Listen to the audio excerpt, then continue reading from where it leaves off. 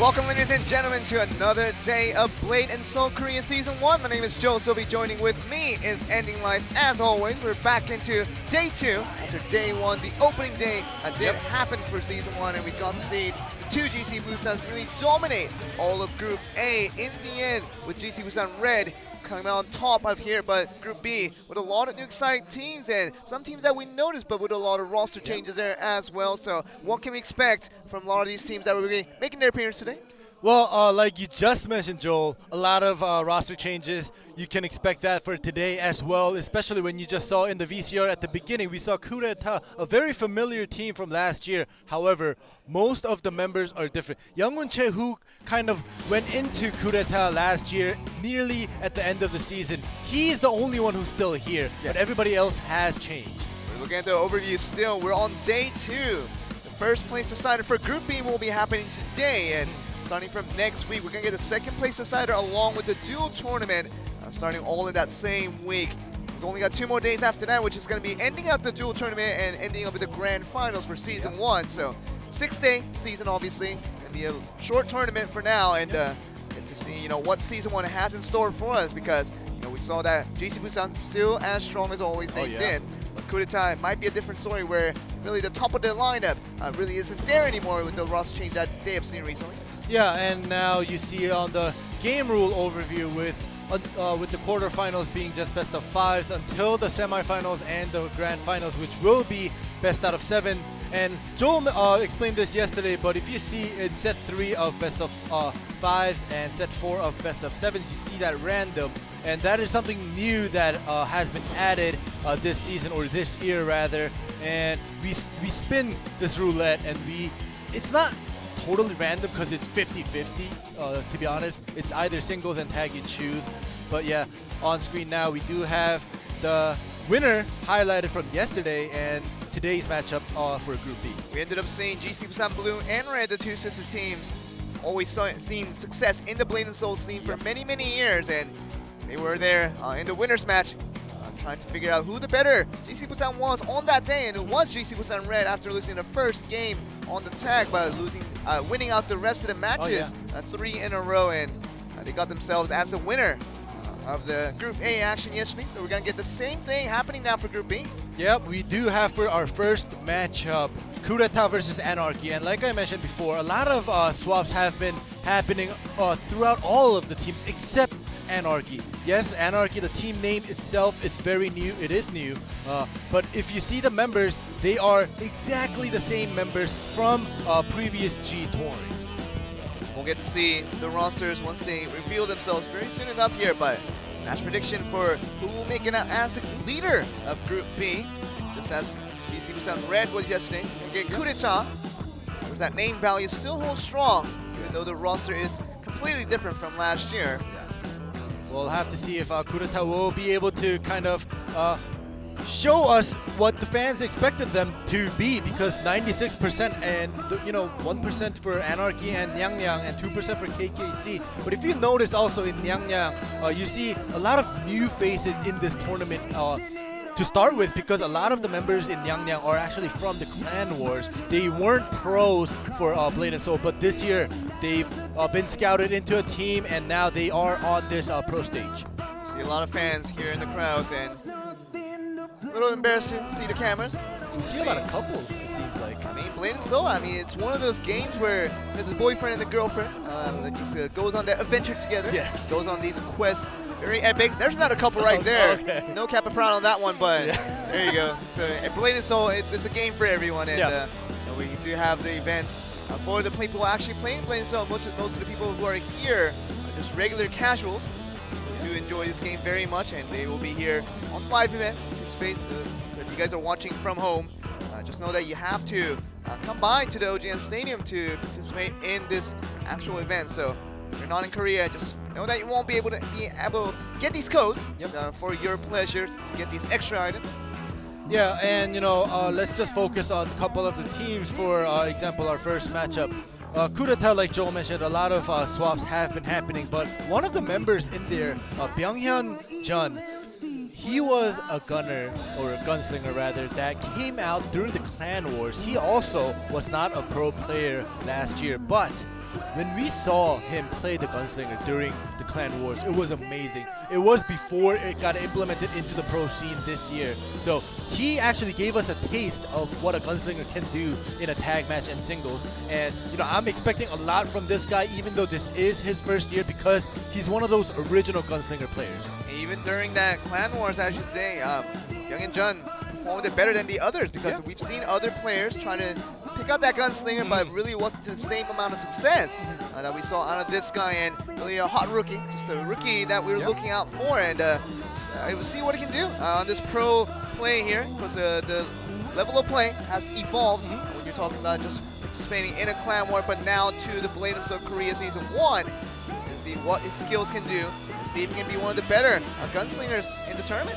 Yeah, and since we're on the topic of Gunslingers, personally, I didn't really enjoy watching Gunslinger mirror matches yesterday. However, today, Byung-hyun Jun is the only guy out of the 4 teams who will be wielding or piloting the Gunslinger. So we will not see any Gunslinger mirror matches today, at least. So I am happy to say that to you guys, if you guys agree with me of seeing, you know, the Gunslinger mirror being kind of dull. But, you know, I'm expecting a lot from this guy. See what they do, and we're going to interview VCR, what the players had to say for today's games, and of course it is their first day out, so let's see what they had to say. Yep. Whenever the VCR is ready, we will play it for you, as usual. Yeah, we see Team Kureta on screen right now. Young-Che is kind of taking a power nap, it seems like. Trying to relax a little bit. Makes sense. So, you know, it'll be really interesting to see how these teams do, and what they have to say is going to be very 안녕하세요. important here. 저는 Let's hear from 아나키팀의 차우빈, 박경민, 김변호입니다. 쿠데타 팀의 전병현, 이수환, 최영훈입니다. 네, 정규 시즌은 처음 출전입니다. 온파 대전 이제 대회가 끝나고 나서 팀으로 나가자고 이번 정규 시즌에도 격사를 저만큼 운용하시는 분이 없다고 생각합니다.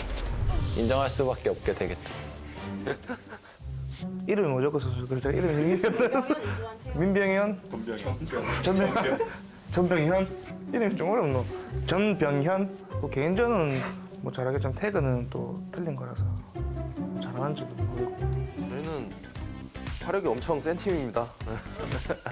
태그 매치에서 거의 필수라고 해서 주술사 최영훈 선수를 데려왔어요. 격사, 주술사, 역사 조합으로 이제 밀고 있는데 난입을 이용한 플레이가 이제 키포인트가 되지 않을까 싶습니다. 저희가 뭐 하던 대로 하면 그냥 무난하게 이길 것 같아요. 태그는 뭐 어떤 팀이든 다 자신 있습니다. 영훈이가 주술사라는 직업을 한 지 얼마 안 돼서 그쪽 팀에서 터지게 도와줬으면 좋겠다. 거기는 좀 약 올리는 게임 플레이에 되게 민감하거든요. 그래서 자기들이 화를 주체 못하고 막 게임을 막 이상하게 풀어나가는 그런 경향이 있어가지고 딱 그런 기회를 잘 잡으면 쉽게 이길 것 같습니다. 좀 분노 조장이 있긴 있거든요. 아니 적당히 똥을 싸야지 화가 안 나지. 비무장에서 1대1로 만나면 괴롭게 하는 플레이를 하시거든요. 아주 얍삽한 미터 플레이를 잘하십니다. 뭐라고 해야 되지? 좀 고맙다고 해. 잘하는 거예요, 근데. 걔네 왜 이렇게 디스 많이 했대? 명 저한테 안 되죠. 네, 둘이서 붙으면 당연히 이기죠. 제가 항상 이겨왔습니다. 너무 가소롭네, 영훈아. 경민이 귀여워. 제가 이제 예전만큼 플레이 시간이 길지가 않아요. 하루에 1시간도 못하는 날도 많고 이제 저한테 지는 선수들은 접으면 되지 않을까 생각하고 있습니다.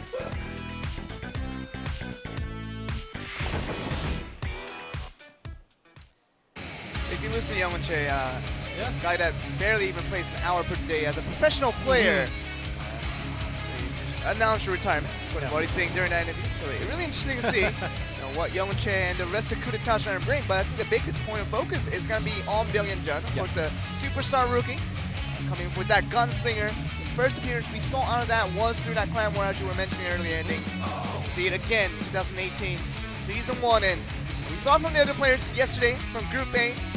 Quite impressed at what it can do once it gets the opportunity to put in damage, but Byung-hyun Jun, what is he going to bring to the table?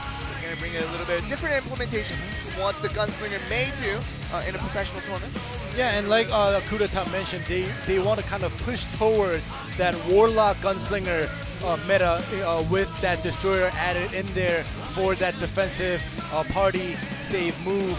But as we saw yesterday, the Warlock and the Gunslinger combo with the Interfere coming in into the aerial is just too much damage currently for this meta. And we'll see if, like you said, and like the VCR said, Youngwon-chae hasn't been playing the Warlock that much because he was originally an assassin player. He was actually a pretty good assassin player in the past.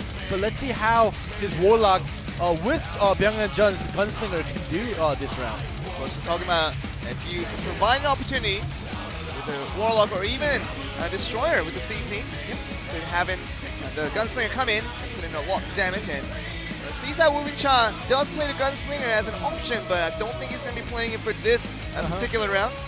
Yeah, we'll see about that because Woo-Bin-Cha is actually one of those players that kind of, he doesn't do it a lot, but he sometimes swaps out his class and comes out with a surprise pick. But like you said, on screen we do not see Woo-Bin-Cha on the Gunslinger, but on the Warlock. And you know, Anarchy, the previous G Touring, if I may say, are bringing out one of those classic metas compositions with the Warlock, the Blade Dancer, and the KFM, one of my personal favorites. First appearance at the KFM, Kung Fu Master in Season 1 now, and the Youngmin Park, usual, that likes to play this class, and he's going to bring it out again in 2018, see what he can do with this classic composition we talk about with the KFM, with the Blade Dancer, and also the Warlock. So, it just seems like Woo-Bin-Cha is trying to fill in for the role that was missing out, and pretty keyboard that he has there with that pink look to it. Yeah, We're ready to get in though. Yep, it seems like we are ready after we see this prediction. And coup d'etat, even if they have that rookie in there in the middle, they still get that 97% prediction. We know that the Gunslinger is going to be the output, the biggest output of damage when you're talking about the Warlock trying to provide a CC along with the Destroyer and just trying to provide all the opportunities for the Gunslinger to come in for that interfere, do all the damage. So they're depending on this rookie here to do most of the attacking and most of the damage dealing. So that means that if this rookie shows up, that 97% could show up to play. But if the rookie decides to choke up on his first debut on this professional stage, see what he can do as well.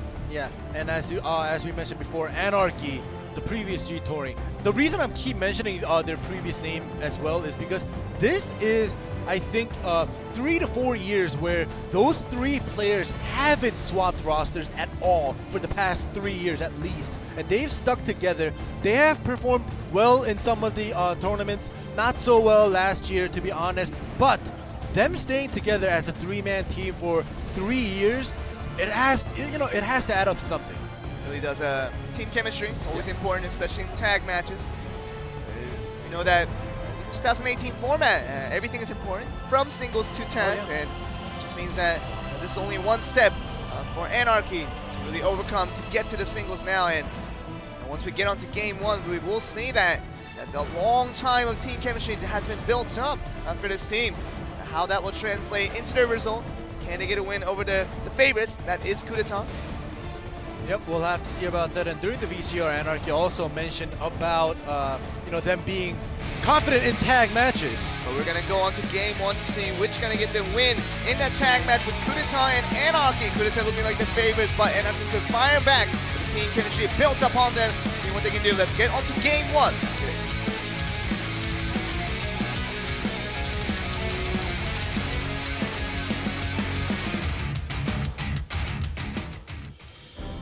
We are on to game number one of today's opening day. Yep, we do see Byung Kim's Blade Dancer coming out first. And the obvious Gunslinger out. Gunslinger's always going to be the first one out. It just seemed as if kind of the biggest strength of a Gunslinger is that you can stall so much time, and of course when you're the first man out, you're always looking to spend that 1 minute 45 seconds to get that force tag in, so you save one more tag point for a crucial late gameplay. But definitely for now, but Jun trying to just damage out Byung Kim, that Blade Dancer from afar. Yep, we'll have to see, like we were talking about, if Byung will be able to hold up his weight, as we were complimenting him for being such a good gunslinger. Forces out the defense interfere already from the Warlock with Woo-Bin-Cha. Even gives a time distortion to get all the escapes back. Yep, Byung Kim taking a little damage. forcing out that defensive interfere, but not too much damage taken that it is critical for him to tag out yet. There is 40 seconds on that force tag clock. As long as Byeonkim can stand along to the pressure that's being implemented by Byung-Hyun, for him to just stay along the field this next 30 seconds, get a free tag out, but still the damage is going to be harassed quite a bit there. And again, already used a tab escape, and be careful for additional attacks coming in. He's getting harassed left and right here. Yeah, he is getting poked, and now finally he was forced to tag out. That tag point was used. Yeah. Byung-Hyun still has 9 seconds, 8 now to be forced tagged out. Will he be chased by Gyeongmin Park's KFM? So for now, Byung-Hyun gets the victory there in that 1v1 scenario. Forces Byung-Kim to eat a lot of damage, and will also use that tag for the first part of this game. And Park may trying to harass the other way around with Youngwon Champ Warlock. Defend out his case once again. That claw was triple kicked, forcing Youngwon Che to use his escape right off the bat. He still has that body swap available with the familiar out, so he has a little slack right there, but he's still in the air. There we go, body swap.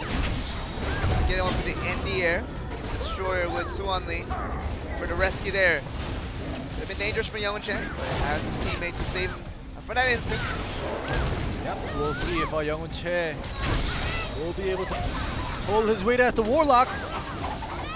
You saw him coming for that defense interfere, something we don't see much from gunslingers, is that you see the defense interfere more than you do for offense, and they automatically summon out Suwon Lee back out on the field. So Youngwon Che, the team of Coup d'etat using their first tag point here. Ooh, there we go, landing that stun. Gyeongmin Park is saving his escape for now. Very good of him to do that, Gyeongmin Park. He had used that escape, put him in a more dangerous situation, but now he only has 10 seconds. Try to put more damage, but more importantly, get out with a free tag point here. Yep, he'll most likely succeed, but Suwon Lee is going to try to do as much as possible. There we go with the chase. Escape used right away for Wooden Cha. See, and Suwon Lee, good to go here, but very much needed there. Something like that force tag in. The interfere coming in as well. Yep, the interfere was in, but nothing too much done to Suwon Lee. This is an advantage for Coup d'etat. Okay, look at Youngwon Che trying to do some damage onto their member, and Wooden Cha getting damage quite hard there, so that interfere coming into play, and reactive interfere did not really come out as well for the side of Anarchy. Yeah, Coup d'etat is definitely doing well, managing their points very well, and they're not wasting their interferes. They're definitely capitalizing on their interfere points, whether it be defensive or offensive. So Byung-Hyun, after winning out his first round against Blade Dancer, Byung-Kim, back out against again, trying to harass his opponents, and this is another tag out. So Gyeongmin Park's going to be back out on the field. Byung-Hyun doing a good job of harassing his opponents each time he's out. Yeah, and if you notice, Byung-Hyun is playing the fire, not the shadow. Yesterday we saw a lot of shadow. All the gunslinger yesterday was shadow. Yeah. But Byung-Hyun, he's just sticking to what he's used to playing, because he played the fire, or the flame rather, element in the Clan Wars as well. When you talk about the Shadow Gunslinger, it's mostly about the versatility you can have with that. There's less damage in the Fire Gunslinger, but Byung-Hyun, he doesn't care about versatility at this moment. He just wants the most damage that he can get at all times. He's an escape, but trying to go with that damage now. Wooden Cha's going to be here to protect the Sanctum coming in. Be just enough to get his opponent really under the trap here. Byung-Hyun definitely pulling his weight, pulling more than his weight actually. He's just forcing all these tags and interferes to just come in and out by himself. Byung-Hyun just playing his own game here, really just 1v3ing the whole side of Anarchy. I was going to use a tag though. This will be the first tag used by him. Youngwon Che back out on the Warlock versus Byung-Kim on the Blade Dancer. Anarchy being a team sticking together for so many years, seems as if they don't have the answer to contest against Byung-Hyun. They're doing well against the other two members, but against Byung-Hyun, it's going to be hard, and this is right when you say that. This is exactly what we're talking about. As long as you can get the aerial, that free CC, I mean, they automatically interfere for the Gunslinger, but you got to get the damage on the other end. Back to be careful here. Youngwon Che actually does get punished a little bit, but does not get eliminated, so that's all that matters. Okay, the tag out at. tag out happened before the ultimate connects. Jun out here once again. He does get that kill on to Byung Kim after his teammate helped out with the CC. Young on the Warlock put him in the aerial. And that was a go button right there for Byung Jun to get all the damage and get that first kill. The defensive interferer comes in. Byung Jun does take a little bit of damage from Woobin Cha, but not too critical, and now Byung Jun is on the offensive once again. Oh, he's gonna get on the face here, not even backing out, and Park is gonna be forced to come in, and last tech point used by Woobin Cha, so Park has to be careful to stay around for a little bit longer, but he's taking a lot of damage. All the damage that's coming from this fire gunslinger here. Yeah, and if you notice, nobody has their interfere points yet on either side. Ooh, so much damage coming in. 15 seconds until everybody gets an interfere point back. You see the tag out. Last one used. Destroyer ultimate does connect a little bit, and gonna be enough to force down the last tag from Anarchy. Going on to Woobin Cha now. All right, everybody gets their interfere point back now. Once again, time for some defensive and offensive interferes to come in. Definitely Kudeta's gonna be looking for another CC where Byung Jun can come in on the gunsling and put a lot of damage. That's exactly what they're gonna be looking for here. Fire tap from the KFM here. Not going so well for Anarchy overall. Look at this, so Yeonche taking a lot of damage. They have to be careful for now and make sure nothing really big happens for them, but Woobin Cha's taking a lot of damage already. Look this time around. Yeonche in the air. He does get eliminated by Woobin Cha. So they heard the Hobas coming in from Woobin Cha, but that's gonna be him getting eliminated as well. Yeonmi Park, last man standing here. Can he stand up to the fire gunslinger that has been so strong throughout this match here? It seems as if Anarchy, they definitely have the answer for Sang-won Lee's Destroyer and Yeonche's Warlock. They just don't have the answer for this guy right here. Exactly, and that's been the story all game, hasn't it, ending in. Byung Jun has been dominating 1v3, but now we're talking about this. Yeonmi Park again up in the air. You get another aerial forward, but yeah, we can still see them in front of him, but just get on his face and the gunslinger will finish you off, and you see exactly what's done. The fire gunslinger is done right. The damage output is absolutely insane. Yeah, you don't bring brass knuckles to a gunfight. Oh no. Yeah, and that's what Yeonmi Park did, and he does just get shot at point blank, and Byung Jun gets, Byung Jun got all 3 kills. He did. Yeah, so what we expected from him, he's shown us so far. Well, you know what? You know what I'm most impressed with is that the players seemed a little more scared to play the fire gunslinger because of its risk that it is involved. You get more damage, obviously, but you lose out on the first series, so if you get caught out, you do die quite easily. But it feels like Byung Jun had the confidence to play the fire gunslinger just in trade for that more damage that he eventually did get. And did he have damage? Yes, he did on that one. Yeah, definitely had tons of damage output from Byung Jun. And yesterday when we saw the Shadow, we just felt like, all right, so in the pro scenes, because like, for example, during streams or for anybody who's playing at home, a lot of people actually prefer the fire over the Shadow. But yesterday kind of almost changed my mind about the fire gunslinger, because we saw so many, at least 3 Shadow gunslingers coming out, especially in mirrors, even in singles. But today, Byung Jun, he's just proving and telling us that this is the original, and original is best. I mean, you know what it is though, gunslingers were made for damage and get the maximum damage when you get the fire gunslinger, and see how happy and satisfied he is. Byung Jun, the super rookie, coming in, showing what he's capable of. Of course, in the pro scene, does that in that set 1 and gets a win for Coup d'etat. It looks very routine.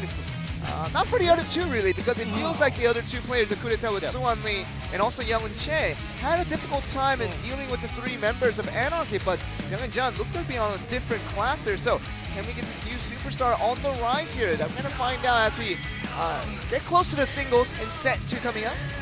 Yeah, and like you said, if this superstar becomes a superstar in Coup d'etat, he's going to be, if I may say, someone like Shin Kyung-kim in the past years, where he was the superstar of Blade and Soul, and now for our singles. And fittingly, I mean, Shin Kyung-kim, as you mentioned, he was long parts of being in Coup d'etat, and he was really known to be in that team. So, Byung Jun with Shin Kyung-kim leading the team, it's a new addition that everybody has high expectations for, and he's going to be out for the singles end. Really just excited to see what he can do in singles, if he can give me another indication of what he is capable of. be really interesting to just kind of spot his tracking and track his progress for what we can do. Expect out of him for the rest of the season as well. Let's see what he can do. Game 2. You can see if Byung-Jun can pull up the tricks once again. And then move on to see if this gunslinger has one in cards to get to the game 2 and see if we can get another win for Coup d'etat here. So let's get into the match.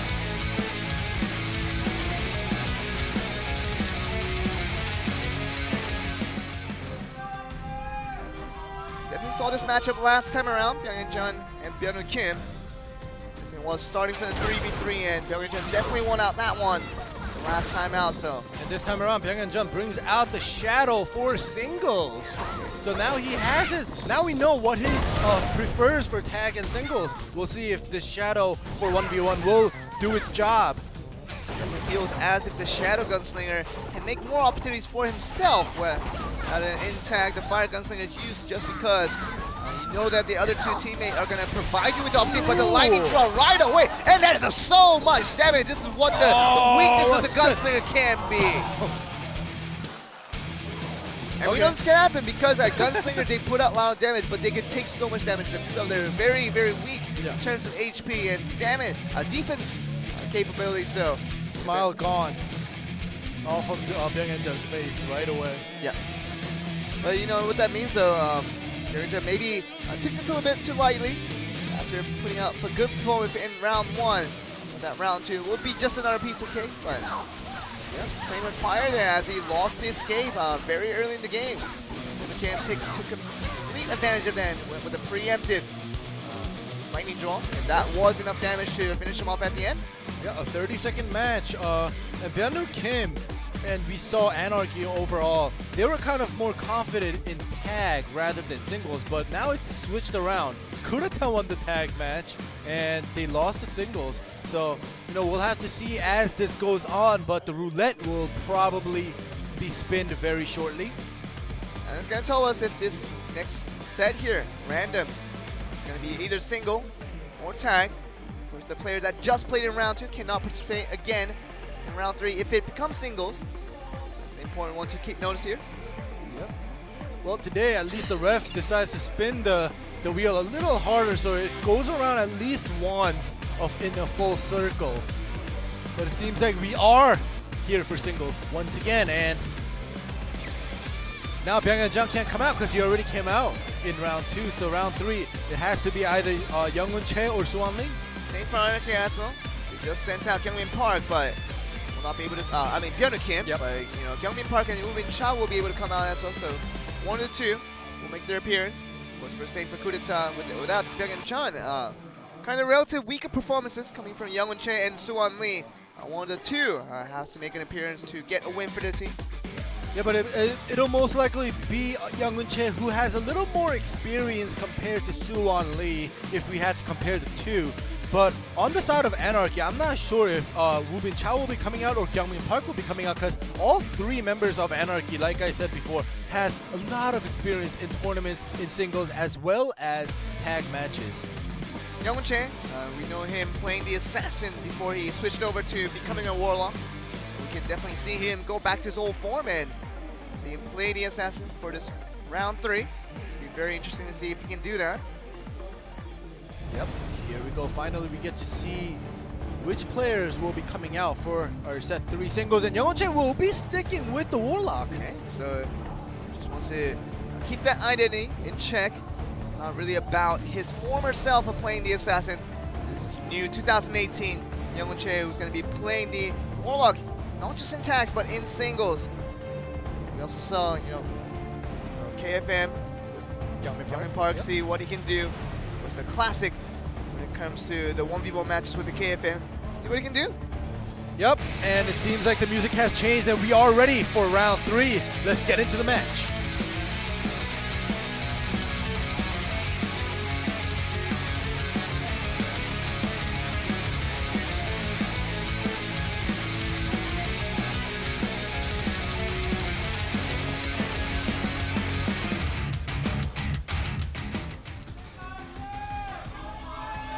There we go.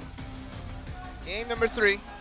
These 2 players here at the random roulette that has been rolled into eventually becoming another singles match here after just a previous one that ended in quite momentarily. We talked about Anarchy winning out that game too here. Yep, we'll have to see if Youngmin Park, if he lands that triple kick when the Warlock is quelling, that is just one opportunity, one big opportunity. But if you get into the aerial, Back roll out of there after taking so much damage though. And Chan wants to do that again. That will probably get killed, but stunned. And he just escaped away, and very nice time distortion as well. He's gonna get that escape just right back. yep, it's back to the beginning. Everybody has their escapes, but they will be going out of the field very soon. There we go. Will Youngmin Park make his move? But he does get tether bladed, and he Stun. will Rising Dragon pull him in. You know, up in the air once again. Gonna do that again. A stun will come up. Does have the escape. Tab. Boom. Oh, he negates that one. Good play. Good timing for Youngwon right there. Looking after tab escape out there, just back rolls, and now he can use the tab escape because he just got stunned once again. Park Now being very he is- aggressive though. Now he seems like it's done. The tremor lands. And into the area of Youngwon Park. This is the case. Wow. So stun after another, and we talked about Youngwon doing very good defensively to get out of those pesky situations. Talking about the back roll to putting out the paper, and that, you know, what you can do with the Warlock. Tried all the defensive strats, but he kept getting stunned time and time again, and just escaped forever. And we saw the KFM from Youngmin Park taking the most advantage out of that. Yeah, and especially in a 1v1, it's so fun to watch a KFM go all out like Youngmin Park did here. He started off with that, you know, quell triple kick, forcing out Youngwon Che's time distortion early on in the game. This is already past that point. But Youngmin Park was in danger right here, and he pulls out that Rising Dragon here, pulling him in and starting his combo, forcing out his tag. But as we all know, KFM has so many CCs. It's just, you know, if you just negate one or two, that's not good enough. You have to save your tab escape until you're sure the KFM is out of CCs, or else you're gonna just get into another area like this and just end up dying if you don't have any escapes. So this guy trying to cheer for his favorite player, but also had a text message along with it, so you have to be careful. No privacy disclosed there, but we do see Anarchy. Of course, they weren't the favorites coming in with the fans voting coup d'etat to heavily win out this one, but now Anarchy on the lead here after set 3, so set 4. They just win one more game. Coup d'etat will be losing out. They will not be heading to the winner's match, so that's going to be something that we need to keep considering here and see, you know, what that really means for all these teams once to just make it to the next round here. Anarchy just might be able to beat out coup d'etat in this next round here. Yeah, we'll have to see, because like we said, Anarchy, I personally thought they would do better in tag matches, but it seems as if, you know, they're winning out their singles. But if they go back to their original form and kind of compose themselves for this tag match, they could be the winners of today's Group A first match with a 3 straight win. Doesn't matter if you have 97% of fans voting for you coup d'etat, if you're not going to win, you're not the better team, and it's their last chance to do it here, because if they lose one more, Anarchy will be coming out on top. Coup d'etat has to go to the losers bracket. That will happen next week, but I'm sure they do not want to go there, and they don't want to go home without playing another match here, because the winners bracket will be right underway, but just losing another one, coup d'etat will not be appearing in a section of the match here. Yeah, and if Anarchy wants to win, let's hope for their sake that they found the answer for Byunghyun Jun's Gunslinger in this tag match, because they could not do anything to Byunghyun Jun's Gunslinger last time. Byunghyun Jun forced Anarchy to use at least 3 tags by himself and 4 interferes defensively just by his plays. And also, we're going to see Byunghyun Jun on the Fire Gunslinger is going to be another question there, as we're ready to get in for possibly this last match of this series between coup d'etat and Anarchy. Anarchy just needs one more win to knock off coup d'etat into the loser bracket and get themselves in the winner bracket. See if they can do that. Let's find out.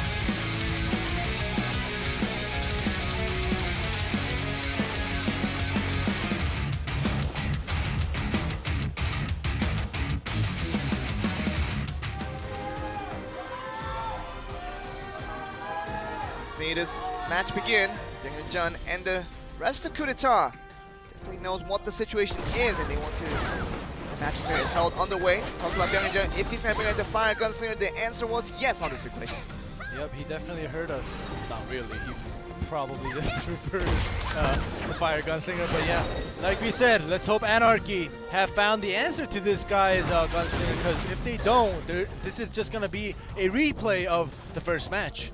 The three players of Anarchy have been troubled by the fire gunslinger from Byung-Yeon all game long. That round one where they eventually lost out. So they want to find out an answer very, very quickly here so they can strike right back. Talk about that stun being used. So Young-Chae just bringing here right back the time distortion to bring the cooldown right back to its track. Yeah, Gangmin Park coming out as a KFM going up against this gunslinger. Let's hope that this is not the replay of the singles that we saw when Byung-Yeon came out and got kind of deleted by Byung Kim. But this time around, it's the KFM coming out doing work. That Rising Dragon landing. Ooh. Fortune saving him. You can see the stun coming in, getting up to the aerial. Park is going to suffer quite a bit from that as Byung-Yeon gets free damage onto the KFM. Here we go. The defensive interfere kind of turned into an offensive, landing that CC on Byung-Yeon, but that interfere time has run out and Byung Kim was sent back in. Woo Cha is tagged in. Byung-Yeon still has 10 seconds that he can spare before he gets the free tag in, which is going to be also important. But we see Woo Cha coming in off that tag point used by Gyeongmin Park, so that is going to be the difference in trade. But the first round of plays here, but this aerial here, Young-Chae, the chase coming through. On going to the air and taking a lot of damage early, but could have been more punishing than that. Definitely, he did not have to use his tab escape, but that interfere came in from Suwon Lee, but this time around, it is the Warlock Mirror. Not too much damage coming in. What that means though, Woo Cha familiar getting wrecked to pieces by Young-Chae's free damage coming in. Time distortion for Young-Chae now. Get just all the cooldowns back on track. Oh gosh, here we go. The intense times when they hold their paper in front of their faces. But we're gonna see once again a tag being used by Anarchy. Second one of the game. Gyeongmin Park out into the game here. We're gonna see the follow-up tag by the side of Kurita to bring Byung-Yeon back out. We see this matchup between the Gunslinger and the KFM working very nicely for Kurita in the tag environment. Definitely nicely working with whenever Byung-Yeon is out on the field. However, it seems as if Anarchy is not having as harder time compared to this round one that we saw here. A lot of the damage, yes, was taken by Anarchy, but none of them is at the critical condition yet. Seems like they figured things out and they weren't really having any trouble against Suwon Lee or Young-Chae in that round one. So that is good news for Anarchy, who's trying to just win one more game here. Gyeongmin Park being raised up into the air, but it's not going to be punished quite heavily. And you see the defensive interfere coming in from Byung Kim there. Byung Kim coming in with that defensive interfere and then not landing that lightning draw was kind of critical. A little damage output would have been beneficial for Anarchy. Park trying to show what he can do. The stuns that can come in. Really important to see what he can do because we're still seeing a very much not an even trade out. Just trying to get damage back in here. But a lot of early tag points used on Anarchy's side. I don't know if they are planning to do this just to wear out Byung-Yeon. It's kind of working, but if this goes to the late game, they're definitely going to suffer for the those early tag points used. Not having any tag point in the late game can be crucial. But a minute and 45 seconds, you have to stay out, and you don't want to be in that situation as Byung-Yeon to get a free tag once again.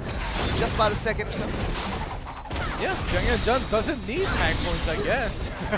Just stays out there all day. Byung-Yeon taking a little bit of damage. Suwon Lee just came in with that destroyer. Oh, you just reminded me of Destroyer. Suwon Kim. There you go. Yeah. Playing the KFM was amazing, but yep, this time around it is Suwon Lee on that destroyer. Destroyer ultimate doing a little bit of damage. Now Typhoon doing additional damage as well. Blade Dancer with Byung Kim having a hard time forcing another defensive interfere coming from Gyeongmin Park on the KFM. Yeah, the classic Byung Kim.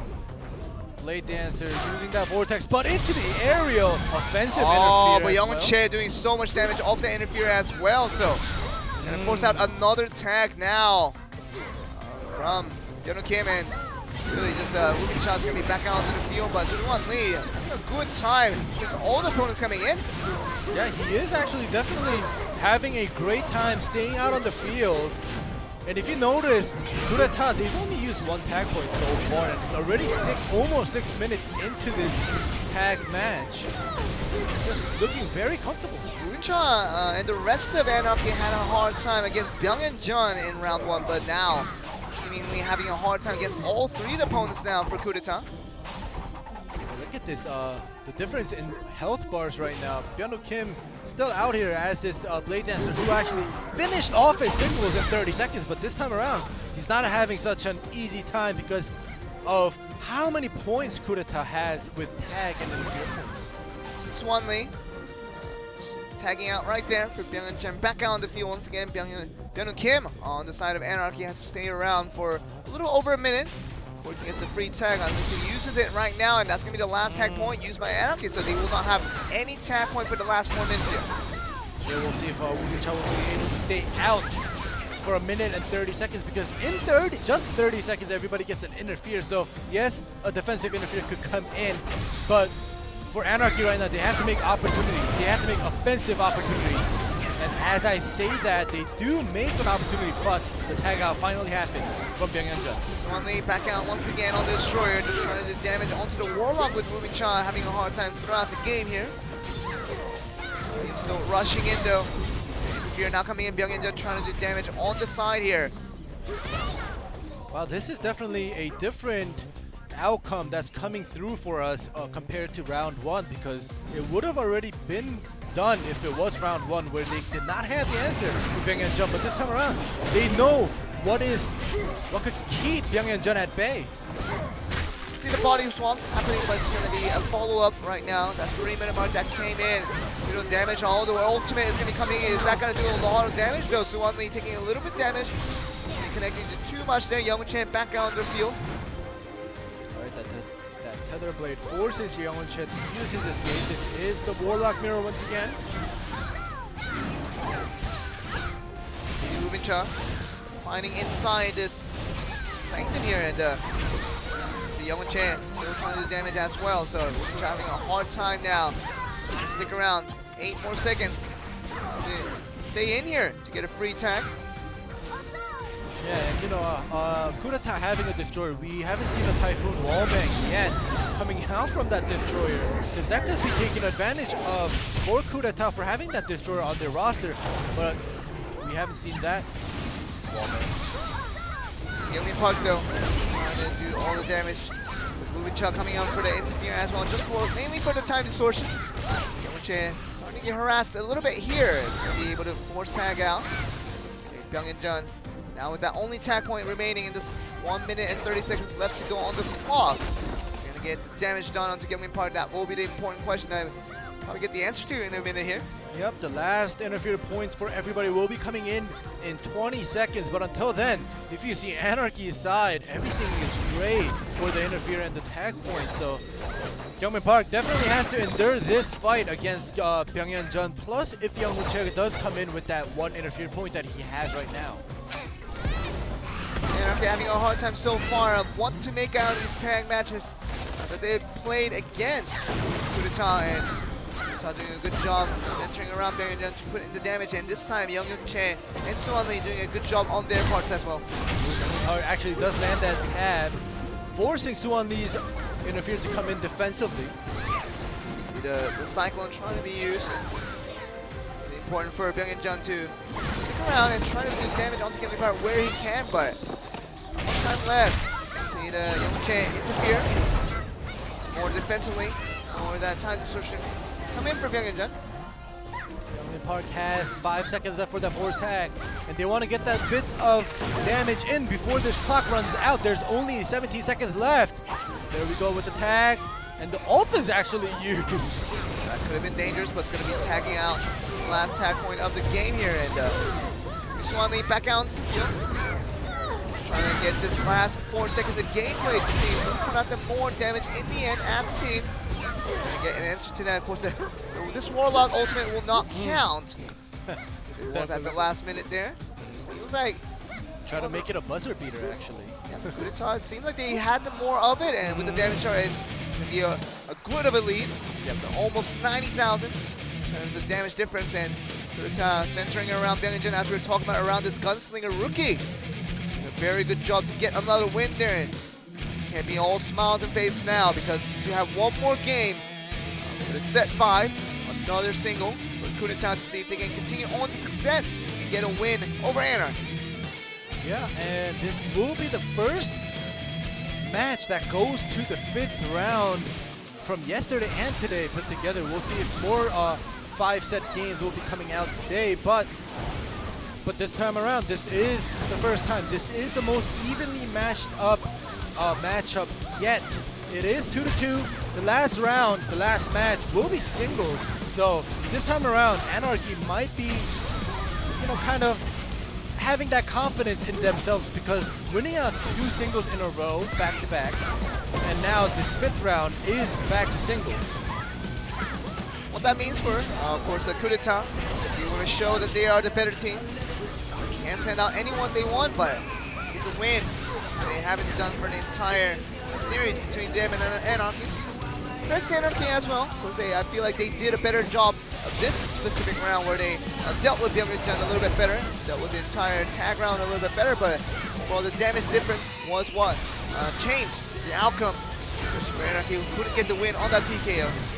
Yep, and for this last round, even though it's singles, people who came out in the previous singles can come out again. So no overlapping in the middle of the series, but at this last match, the deciders match, it does not matter who you send out. So Byung-Jin might come out again, or Young-Hoon Chen might come out, but both of them lost their singles, so let's see which one will come out and not have been tilted for losing one of their singles matches. Seems like Suwon Lee is not going to be on the camera there. Byung-Jin got most of the camera time, so it gives us a hint.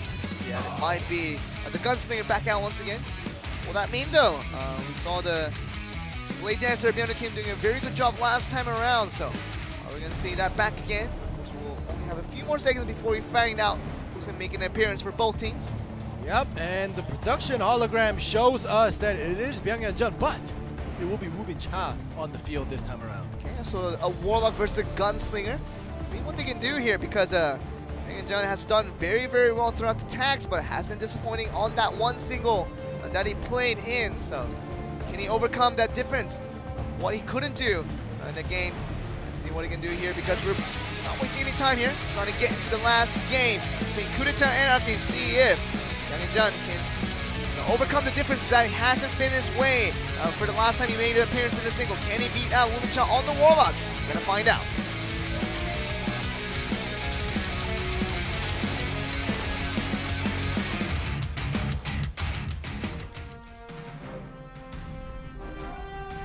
Here we go, the match to decide all. Byung-Jin and Woo-Bin Cha, one single that could decide the outcome. We'll have to see if Byung-Jin will be able to pull out his weight because he is back to his fire rather than shadow this time around for singles. You know what it is though, use what works in. If it ain't broke, don't fix it. And fire gunslinger has worked so well for Byung-Jin. He knows how to utilize that type of class very, very well. So he's gonna try his luck against Woo-Bin Cha here on the wall.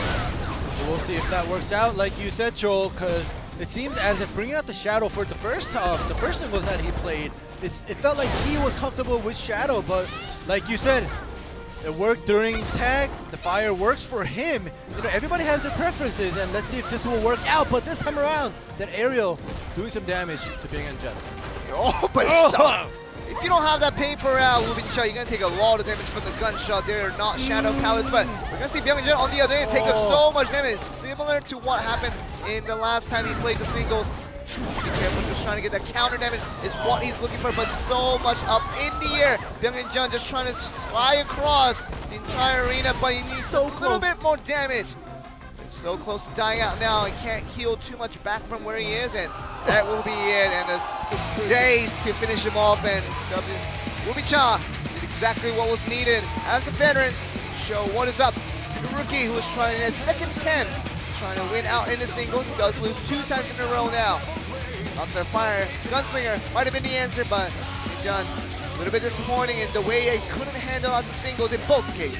Yeah, Byung-Hyun Jun is definitely, it's very unfortunate for him, but he is on the path of becoming Shin Kyung Kim, of losing back-to-back singles. Very unfortunate for him, but I'm pretty sure right now Anarchy is very proud of themselves, even though they didn't lose out their stronger part in tag matches. But all three members of Anarchy came out once for singles, and they've all taken victory for themselves in singles. Now they just have to work a little bit on their tag matches. Something they confirmed for themselves, Anarchy, is that all three players in their team are going to be very, very good singles players. That's something to be proud of, knowing that you always have the insurance that anybody can make an appearance in the singles and do very, very well here. Yeah, that just creates more diversity for the teams in singles, because in some of the teams we only expect 1 or 2 players to come out for singles back-to-back or in the last set. But for Anarchy now, we don't have the answer for who will come out during singles.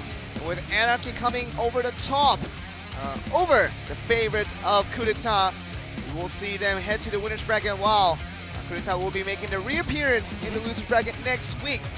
So good job with these guys to get the win there, but not quite done yet. We're gonna get on to the next round. Just after a short break to see if KKC, Yang go to the 2 new teams, see what they can do. We're gonna find out what we can do, because a lot of the things we will be expected out of these new teams, see, we're gonna find out after the break. We're gonna be back for round 2 with KKC and Yang ready to play.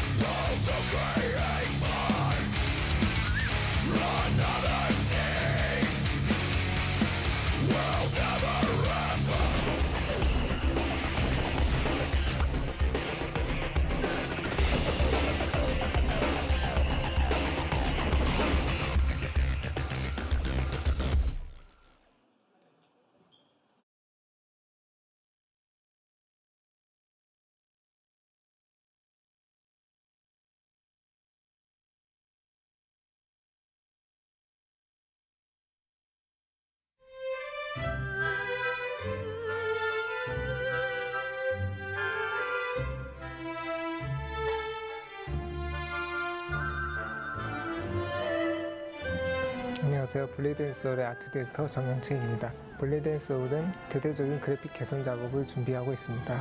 블레이드&소울은 PC MMORPG 중에 높은 수준의 그래픽으로 평가되고 있는데요. 여기에 그치지 않고 최고 수준의 그래픽으로 서비스하기 위해서 언리얼 엔진 4로 컨버팅을 진행하고 있습니다. 언리얼 4는 기존의 언리얼 3보다 렌더링 속도가 향상되고 보다 사실적인 라이팅이 가능하게 되었습니다. 그리고 물리 베이스의 렌더링으로 보다 깊이감 있고 안정감 있는 화면을 제공할 수 있게 되었습니다. 엔진 컨버팅을 통해 블레이드&소울만의 캐릭터의 스타일은 최대한 유지하면서 보다 완성도 높은 그래픽으로 만드는 것을 목표로 하고 있습니다. 엔진 업데이트 이후의 컨텐츠들은 엔진의 성능을 최대한 살려 높은 퀄리티로 제공할 예정입니다. 신규로 제작되는 몬스터들은 디테일이 살아있고 생동감이 넘치도록 제작이 될 예정입니다. 엔진 컨버팅을 통해서 더 쾌적하고 생동감 넘치는 플레이를 할 수 있도록 노력할 예정이니 많은 기대 부탁드리겠습니다. 안녕하세요. 블레이드&소울 리드 게임 디자인을 맡고 있는 이상희입니다. 이번에는 향후 서비스 방향 공개에 맞춰서 새로운 재미를 느낄 수 있는 생활형 컨텐츠를 소개해드리고자 합니다. 생활형 컨텐츠는 전투 외에도 잠시 여유를 가지고 즐길 수 있는 컨텐츠도 만들어 보자는 목표로 시작되었습니다. 생활형 컨텐츠의 주요 재미는 수집과 커뮤니케이션을 꼽을 수 있습니다. 잠시 걸음을 멈추고 느긋하게 대화를 하면 낚시를 즐겨도 되고 필드 여기저기를 돌아다니면서 수집품을 모아도 됩니다. 모은 수집품은 다른 물품으로 교환도 할 수 있고 친구들과 함께 즐기면서 여러분들만의 이야기를 만들 수 있습니다. 전투에서 잠시 벗어나 기분 전환할 수 있는 생활형 콘텐츠를 틈틈이 업데이트할 계획입니다. 안녕하세요. 블레이드&소울 스토리 디렉터 이차선입니다. 지금까지 진행된 블레이드&소울의 스토리의 큰 전환점이 될 2018년도 스토리에 대해서 이야기해 드리고자 합니다. 불소는 막과 장으로 이루어져 있지만 내부적으로는 큰 흐름으로서 시즌을 가지고 있는데요. 시작과 함께 공개되었던 시즌1은 이미 아시다시피 1막에서 4막까지로 구성되어 있습니다. 막내가 자신의 사부를 죽인 진서연을 쫓아 복수하려다가 용서하는 것이 큰 이야기의 틀이었죠. 현재 진행되고 있는 시즌2는 시즌1에서 진서연을 그렇게 행동하게 했던 배우, 즉 무신의 이야기로 구성되어 있는데요. 시즌1에서 진서연이 열려고 했던 게 흑룡의 천명제였다면 무신이 열려고 하는 것은 진짜 천명제, 즉 성계의 문을 여는 천명제입니다. 시즌2가 되면서 무신은 본격적으로 행동하기 시작했는데요. 오막에서는 유란을 제물처럼 주리아에게 보내 자신의 군대를 양성했고 8막을 통해 부서진 귀천 건물을 모두 복원했으며 결국 9막에서는 천명제를 열고 성계를 향하게 되었습니다. 앞으로 시즌2는 2막 정도가 더 진행되리라 예상하고 있는데요. 여기서는 어째서 무신이 성계에 가려고 했었는지 무신에 관해 숨겨진 진실과 이야기가 전개될 예정입니다. 항상 최고의 이야기를 전달드리기 위해서 노력하고 있으니 앞으로도 블레이드 앤 소울 스토리에 많은 관심을 가지고 지켜봐 주셨으면 좋겠습니다. 고맙습니다.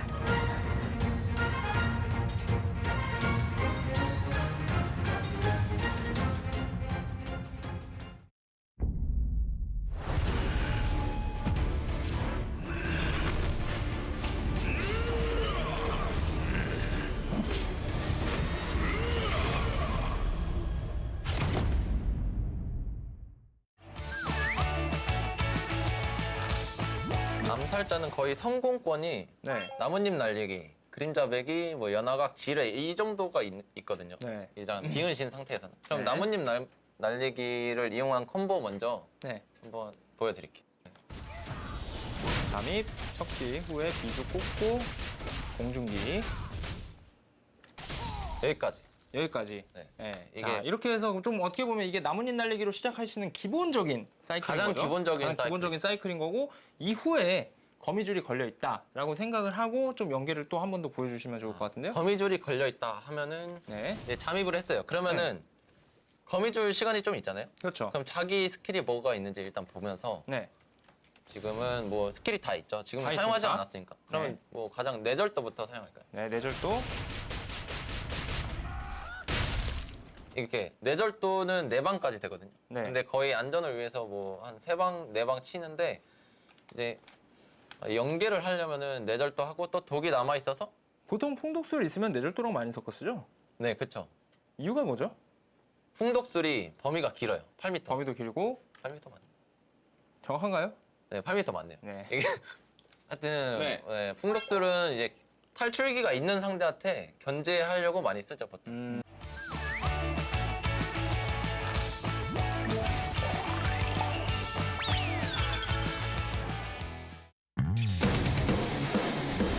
네, 수비가 안 되면 이거 경기가 완전히 일방적으로 마무리될 수 있어요.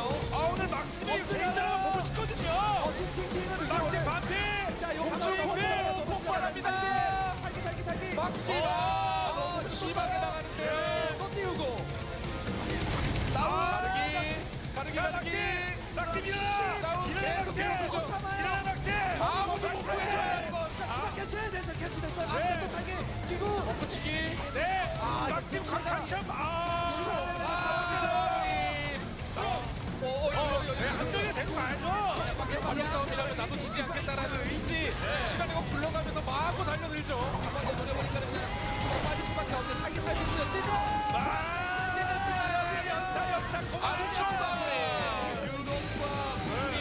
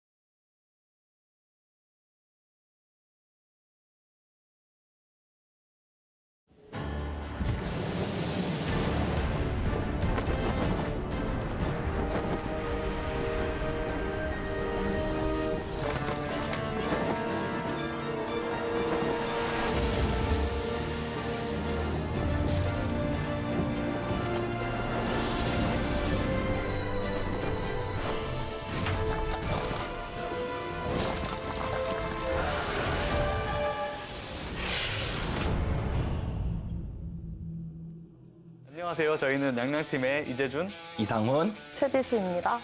안녕하세요. 저희는 KKC의 강덕인, 김상욱, 최병태입니다. KKC 팀? 아니 KKC 뜻이 뭐예요?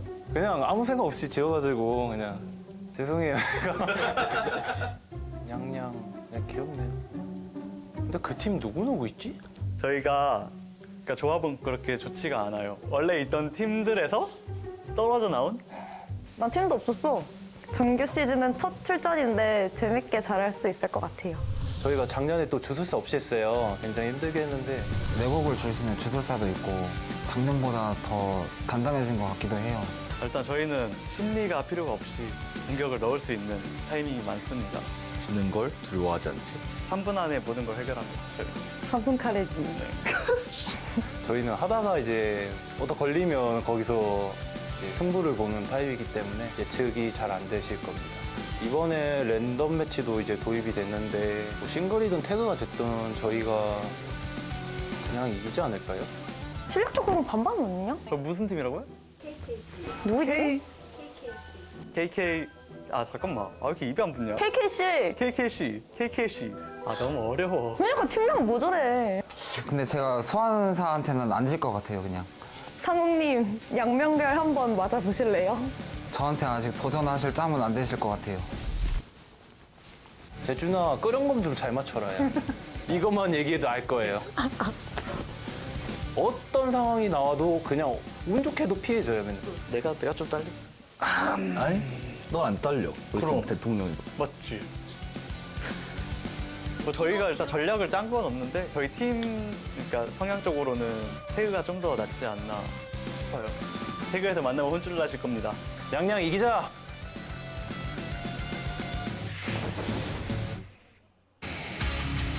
Welcome back, guys. For joining us for day 2 coverage of the season 1 of blade&soul Korea. Back to our second round to see of Group B what these two teams can bring with KKC. Really just putting the simplicity back into the team naming schemes of Duggan Kang and Sang-woo Kim, and also with Byung Tae KKC right there, and that's going to be the team name for this very familiar faces that we've seen for a very long time in blade&soul. Yeah, and last year, Duggan Kang and Sang-woo Kim, they, as you guys saw in the BCR, they did not have a Warlock, so they kind of missed out on that cooldown refresh from that time distortion. But this time around, Sang-woo Kim feels more confident. It feels like he feels that his team is more solid this year. So let's see if he and his teammates will be able to do just that by winning against Yangyang. And Duggan Kang's gonna play on the Destroyer instead of the usual KFM. Feels like it's a little bit better for the team competition in terms of tag matches that will be in play. We're gonna get the other team here. Yangyang, of course, a Korean phrase for expressing a sound of a cat. Yeah. It's gonna be the team name here. Being composed of Sang-woo Lee, Jaejun Lee, and also Jisoo Choi. Jisoo Choi, an amateur that came onto the scene, of course, with Young and Jun from that gunslinger from that last game. Was going to be in that same clan wars. So they fought together in that occasion, but Jisoo Choi is now joining the pro scene just as well. Sang-woo Lee is going to be joining as well. Yeah, and Sang-woo Lee was actually a pretty good assassin in the previous years when we saw him in the clan wars. But he's seems like he's going on that KFM, and you know, good for me, because I love watching the KFM either in tag and singles, but Jaejun Lee also going on with that Blade Master. One of those classes that we haven't seen in such a long time. Jaejun Lee has always been playing the Blade Master and has really not decided to play against anything else, and feels like he's going to bring it out once again. Feels like it doesn't really work out too well in terms of the tag environment, but still going to keep that into play. The most confident class that he has. We're going to have Yangyang on the losing end of things in terms of match prediction. Talking about KKC having the more familiar faces. It's going to be expected to win more so than the new faces that we see from Yangyang today. Yeah, but as we just saw in our first match, the 3%, it was the same thing. It was 97-3 last time around. And Anarchy decides to get that 3% and make it into 100% by winning all 3 singles for themselves and taking that making themselves go up into the winner's bracket. Against Coup d'etat, Anarchy really took that 3% onto their head and really showed that it's not about the predictions. It's not about what we think about before the games begin, but it's actually about the games themselves. And Anarchy showed through strong resilience and even through that last game in the singles, so that they had what it took to get the wins they were needing there. But this is different teams, obviously. KKC, of course, a lot of veterans here. Doug and Ken, Sang Kim been around for a very, very long time, and Byung Tae kind of a relatively new face. Coming with that Warlock, it's going to definitely supplement to the lack of utility that was missing out in the previous competition we saw from this duo here. But Yang Yang, a lot of new faces, a lot of new classes that we probably will not see. The three classes of Summoner, Blade Master, and also, you know, talking about KFM being in that same competition just for tag matches. See what happens though. This is a really important match for Yang Yang to really prove that maybe they can be a contender into the really much later stages of the season 1. Yeah, I don't know if you guys remember, for you viewers, that's been, if you guys been watching the Blade and Soul tournament for the past couple of years, you might have remembered this composition. We saw this KFM, Blade Master, and Summoner composition with Team SWAT, where Suwon Kim was on that KFM, with Min Jung Oh on that Summoner, and we had Wanshik Lee on that Blade Master, and they've actually performed pretty well for picking out and creating a composition with a quote-unquote non-meta classes. But let's see if they will be Yang Yang will be able to kind of pull out that excitement that SWAT was able to. We remember the good old GFAM days, and we're gonna see if this team on Yang Yang can be able to bring the goods here with a lot of new faces as we get on to game 1 between these two teams. See if we can get the win and to get us a good start. KKC versus Yang Yang, game 1. Let's get it underway.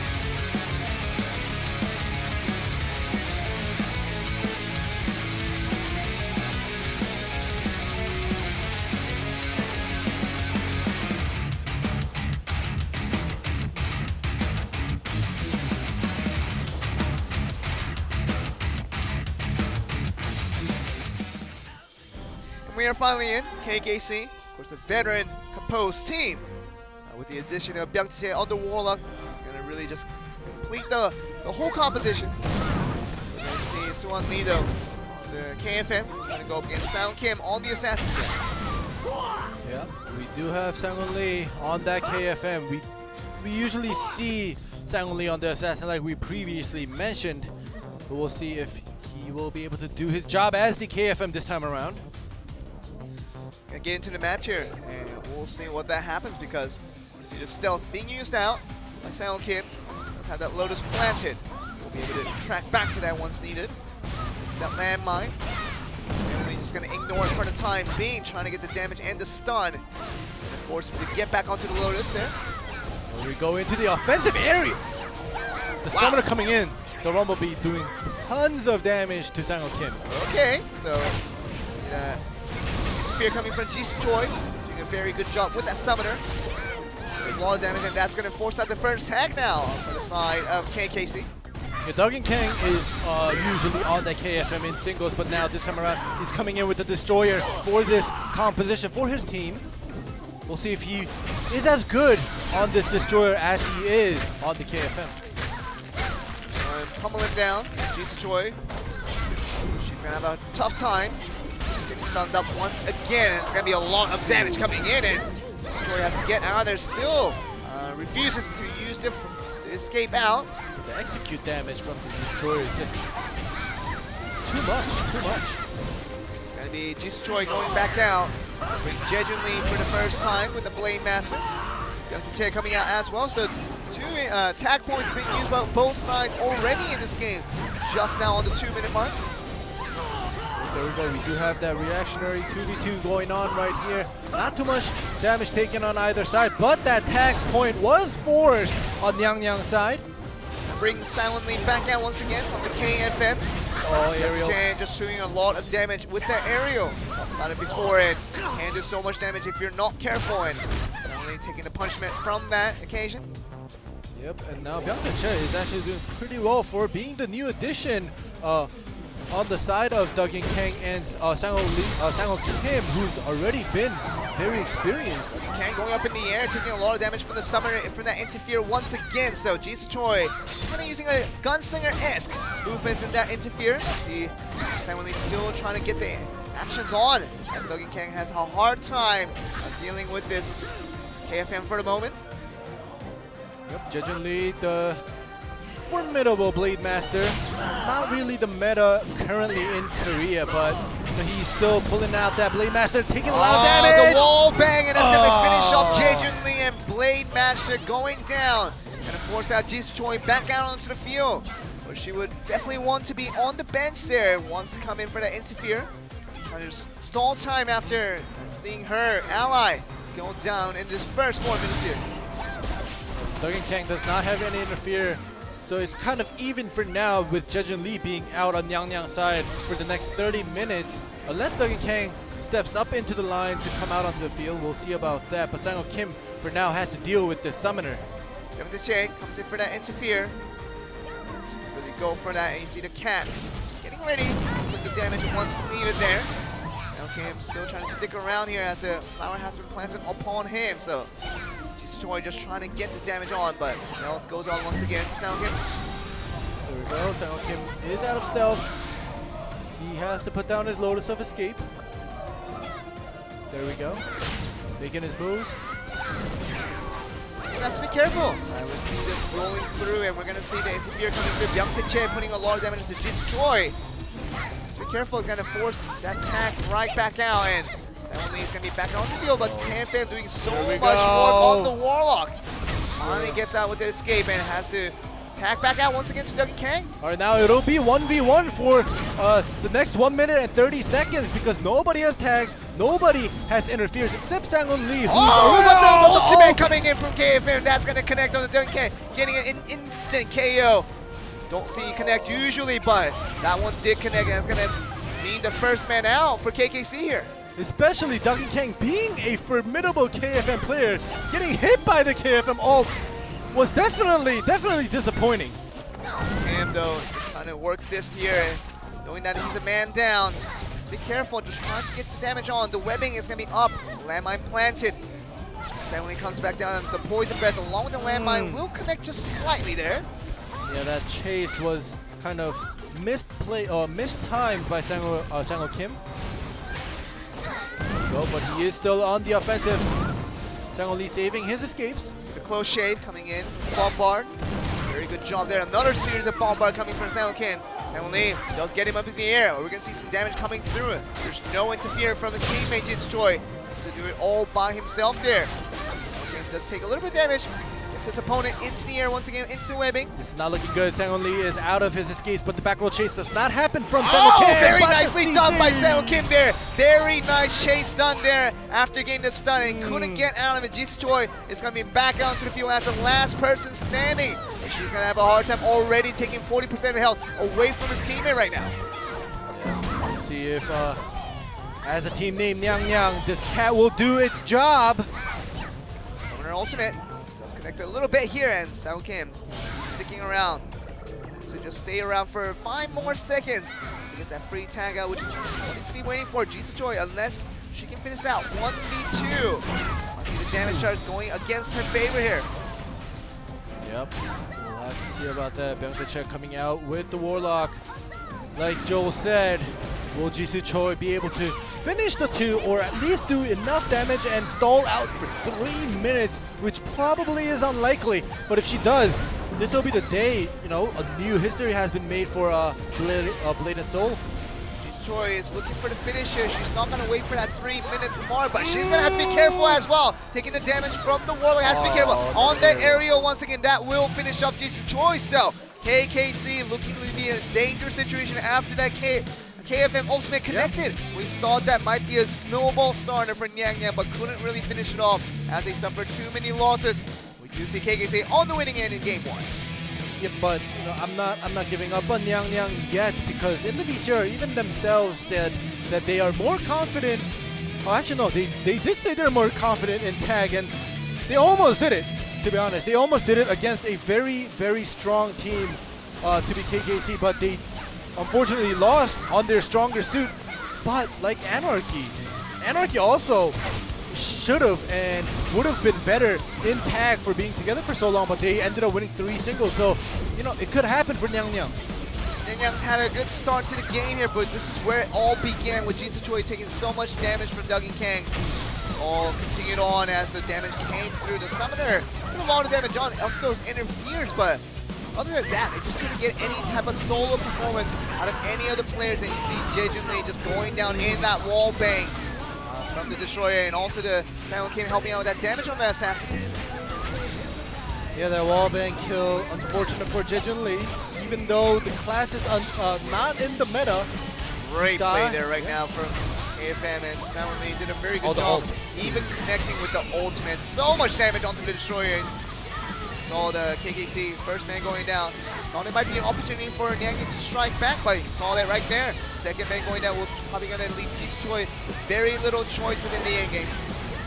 Yep, and Jisoo Choi already being out of tab escape here in the replay, but previously there was a moment where Jisoo Choi had a chance, a split-second chance to do a lot of damage to Sang-Woo Kim, the assassin on KKC, before he was force tagged out, but she could not find that opening, and she did end up losing to Byung-tae Che's Warlock. So the game one does go over to KKC over Nyang Nyang, and as expected with the 97% of fans predicting that this team would win out the series, and overall, Nyang Nyang, they don't want to give up now because they are heading to the singles where they said was the weaker part of the game. If that translate into further losses, would probably mean a quick series for KKC, which would like them on to be on that path, but what's going to be important for who makes the appearance in set 2 to make a difference here. Ooh. Now this is fight, not just for round 2, but for pride, for playing the assassin. Sang-Won Kim, otherwise known as the best online assassin in Blade & Soul for some time. We're looking at kind of a player with Sang-Won Lee who has made some impressions with the assassin in previous times, but see if he can bring it out once again. Wasn't really for the tag, but he's got it ready for the single. See if he can beat out the online god of Sang-Won Kim in this single after Nyang Nyang went down 1-0. Going to see how he can come back. Going to find out in this game 2. Right up.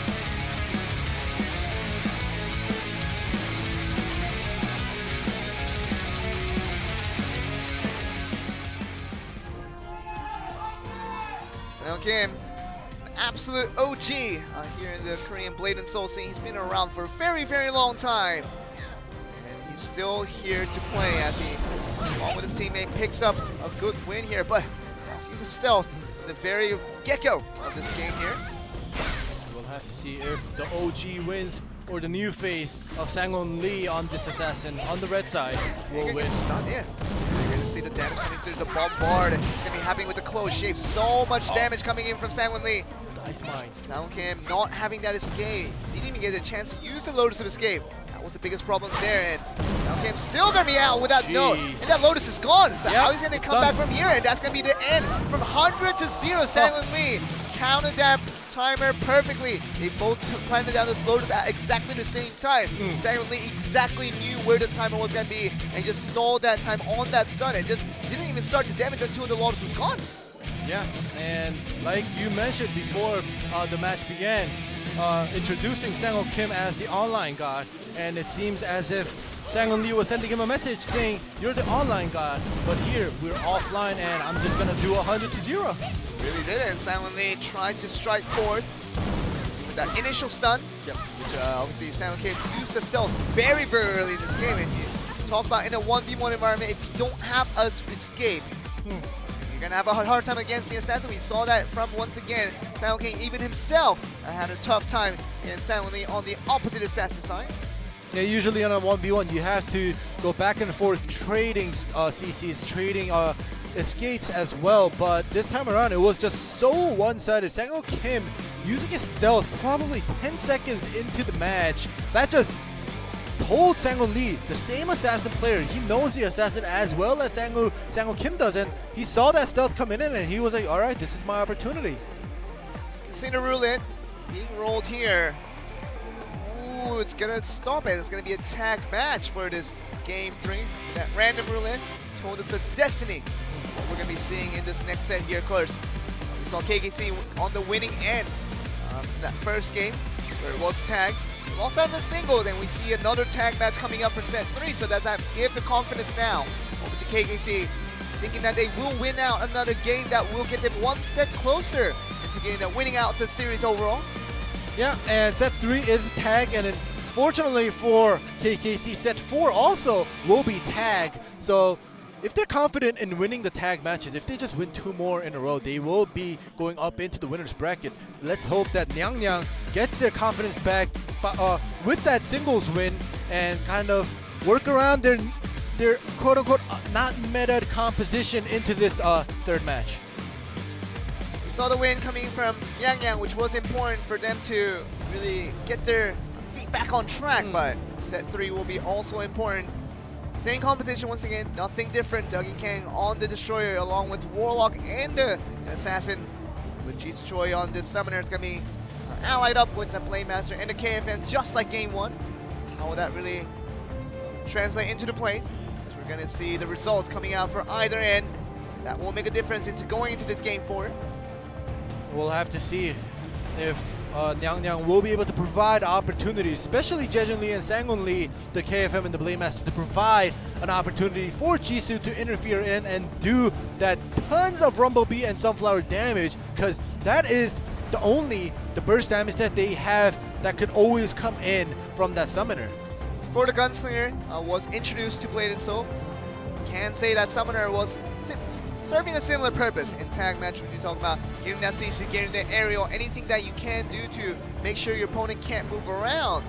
The interfere coming from the Summoner was so strong, and we saw that instances of that, but really not resulting to a win for Jisoo Choi and the rest of Yang Yang. Let's see if they can do it this time around, because we're going to get another tag for this Game 3. With KKC, Yang Yang currently even at 1v1. Who's going to get the lead? Let's go find out.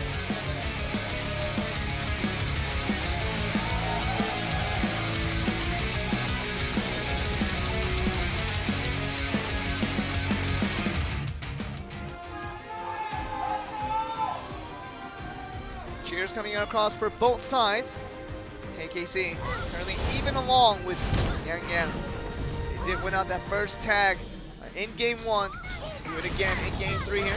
Yeah, Sang-ho Kim using his stealth right off the bat. Just the deja vu from the singles against Sang-hoon Lee, who is on the KFM this time around. Let's see if Sang-hoon Lee will be able to take advantage of Sang-ho Kim not having stealth and his Lotus of Escape, but he gets it back with that interfere from Byung Tae-che. Warlock using the time distortion to get his right back. Go for the damage right away. Saw the Blade Master coming in from Jejun Lee, trying to do some damage, but really did not connect there against Sang-ho Kim there.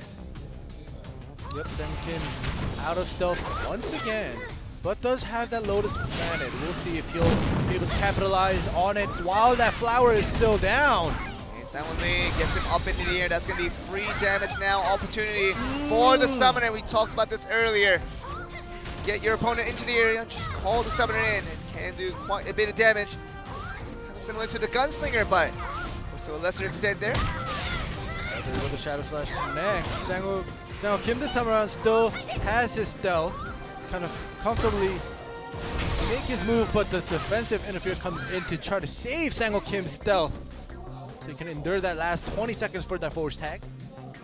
Dougie Kang coming in from the Destroyer with that defensive interfere. Does a very good job of traveling in, and Sang-ho Kim just trying to move around to maneuver around. See if he can stick around for this next 5 seconds where both players will be force tagged out, get a free tag in. Alright, the Rising Dragon connecting, forcing that stealth and that tag out for Sang-ho Kim. Dougie Kang comes in with that Destroyer. Did not play out so well for him in the last tag match. The Blade Master versus the Destroyer here as Jejun Lee tries to make something out of nothing here, but so much damage coming in already. What? Sang-ho Kim died? Okay. Okay. That interfered, I'm gonna be honest, I saw the Blade Master dink, that reflect, so I was so focused on that reflect against Dougie Kang that I did not see Sang-ho Kim's interfere come in. Oh, Sang-ho Kim was almost full health there as he came for that interfere, so really confusing as to, we gotta look at the replay later on, how exactly died on that one, but wow. But I did see him melt down, but I did not see what skill they poured on Sang-ho Kim to melt him down. We'll see that replay, but for now, we do have Byung Tae-che trying to make plays, trying to make it even as possible. Now currently having an advantage, Nyang Yang push forward with this advantage, punish their opponents as much as they can because they still have Sang-ho Lee out on the field on that KFM trying to get another stun, allowing the Summoner to put in the damage, and that's what they're trying to do here. Here coming in, Blade Master even putting out so much damage towards Che as well. Sejong trying to show us a little bit of Dragon Tongue here. Oh, the wallbang coming Wallbang, from Doug and Kang though. That's going to be really dangerous, but it really doesn't lead to too much damage other than the Warlock trying to do some shackles into the air. Here we go. Sangoli versus Doug and Kang. This did not play out well for him in match 1. We'll see if this time around it'll be a little bit of a different outcome. Troy getting stunned up there by Doug and Kang on the Destroyer, taking a lot of damage. And the Kang having a hard time, but Doug and Kang has to be a little bit be careful about himself as well. He gets into the air. That's so much damage coming from the Summoner, and you know exactly what's going to happen when you get that. Doug and Kang goes down to the side of Jesus Joy. The Summoner putting us so much free damage. Obviously with the help of that area coming from their teammate. Yep, exactly. When you told Doug and Kang to kind of stay cautious, he gets into the air and dies. Oh! And this time around, Jejun Lee makes his move as well. Very nicely done. A 3-0 tag win there. And wow, Yang Yang talked about their tag match being their strengths of the team. And really showing what that instance was there, because KKC looked extremely weaker when compared to Yang Yang on that specific occasion. It just seems as if Nyang Nyang just needed that warm-up for that first round, so they did not care too much about losing that first round, and they kind of casually beat KCC out in the singles and in tags. And I want to focus on that deflect plus Sang-Ho Kim. How he died out? Deleted. Yeah. We're still looking at so 50% health, so it's not quite 100%. So here, right now. Wow. So he jumps into that lightning draw of the Blade Master and that interfere coming in. They wanted to focus on Doug and Kang, but all the damage went into Sang-Ho Kim, the player who interfered in next to the Destroyer, and he actually got deleted, keeping Doug and Kang alive. That Dragon Touch is connecting so many stacks onto their opponent every time. Jejun Lee bringing out the Blade Master, which is considered non-meta, and show that how strong it can be, especially with the help of the Summoner and the KFM doing a very good job there. Yeah, Jejun Lee pulling his way with the Blade Master. A lot of people say that Blade Master is not meta, but the plays here so flashy, a lot of damage, enough damage to get him that kill. See the fan of Yang Yang. Can't guarantee there are multiple fans of Yang Yang, but still, whatever it takes to get here, good to go here. Jesus Choi looking much, much better in this game 3. With a female player always trying to make their mark to the Blade and Soul scene. We've seen Min Jung-ho for multiple years, trying to make her mark as well, but this is going to be a time of Jesus Choi. Can she make the impression that she can be a success here in Blade and Soul? But I think based on the performance of set 3, she's definitely on the right path to do so. Yeah, last year, since you mentioned Min Jung-ho, the Summoner player from SWAT, or GFAM rather, we were thinking, the first female Blade and Soul player to go into Worlds. That's what we were hoping for, but it did not happen. Let's see if Jisoo Choi will be able to be a success like you said. But if they want to be that successful team, that successful first female BNS player to have a chance to go to Worlds, they have to win this last set to go into the winner's bracket. It'll be very important. Season 1 results count so much towards your placement in World Championship. So you want to win as many matches as you can. And it starts right here, this very first round of Season 1. Just means the same story for KKC. There's a lot of veterans in this lineup, which mean that you're expected to do well, at least produce mediocre results, but losing out in the first round and going to the loser's bracket will be definitely under the expectations. Oh, definitely, and especially for Doug and Kang, who's placed second place in the previous, well, not the previous, 3 years ago, wants to go into the Worlds to make a name for himself as well. Still got one more game that could be the last one. If Yang Yang gets another win, that will be the straw that is needed to get them up to the winner's bracket. Can they do it against KKC? Only one more game needed for this team to make themselves into the winner's bracket, while KKC will go down to the losers. So it's going to be important for KKC to fight back right here. We're going to find out what the result will be right on this game.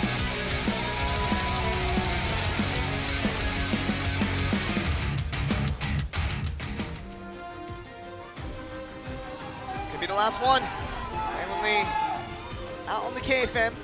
Sang-Ho Kim has been quite disappointing in terms of tag matches so far. The stealth really early in most of its games, and that has been pointed out on the results. Eventually turned out for the side of KKC. Yeah, we'll see this time around. At least Sang-Ho Kim did not use his stealth 10 seconds into the match yet. So it's looking good. The reactionary 2v2 comes in. tribute Oh, here on the Jisoo doing so trade. much damage. She's just focusing down that assassin. Is Summoner the new gunslinger? A lot of people can be asking. That's what you can really think of it theoretically, because it does so much damage when you have free damage potential. And CC, aerial, anything you can have from your allies, just come in for the interfere, as you saw just right there. Do so much damage to your opponents. Sang Kim trying to bait out Sang-hoon Lee right now, but Sang-hoon Lee's not taking the bait, but rather going in aggressive. Okay, I'm just trying to freeze his opponent up. So for a meantime, but I mean, mostly about Sang Kim, just trying to buy time more than anything. 40 seconds left for both players to get the free tag in. Jae-jun Lee coming from that Blade Master once again, force out the stealth once again, so escape gone, but time to shortcut coming in for Byung Tae to give the escape right back. Alright, so Sang-hoon Lee kind of did get baited, but the outcome was Sang-hoon Kim and his teammates had to interfere in and use that time distortion.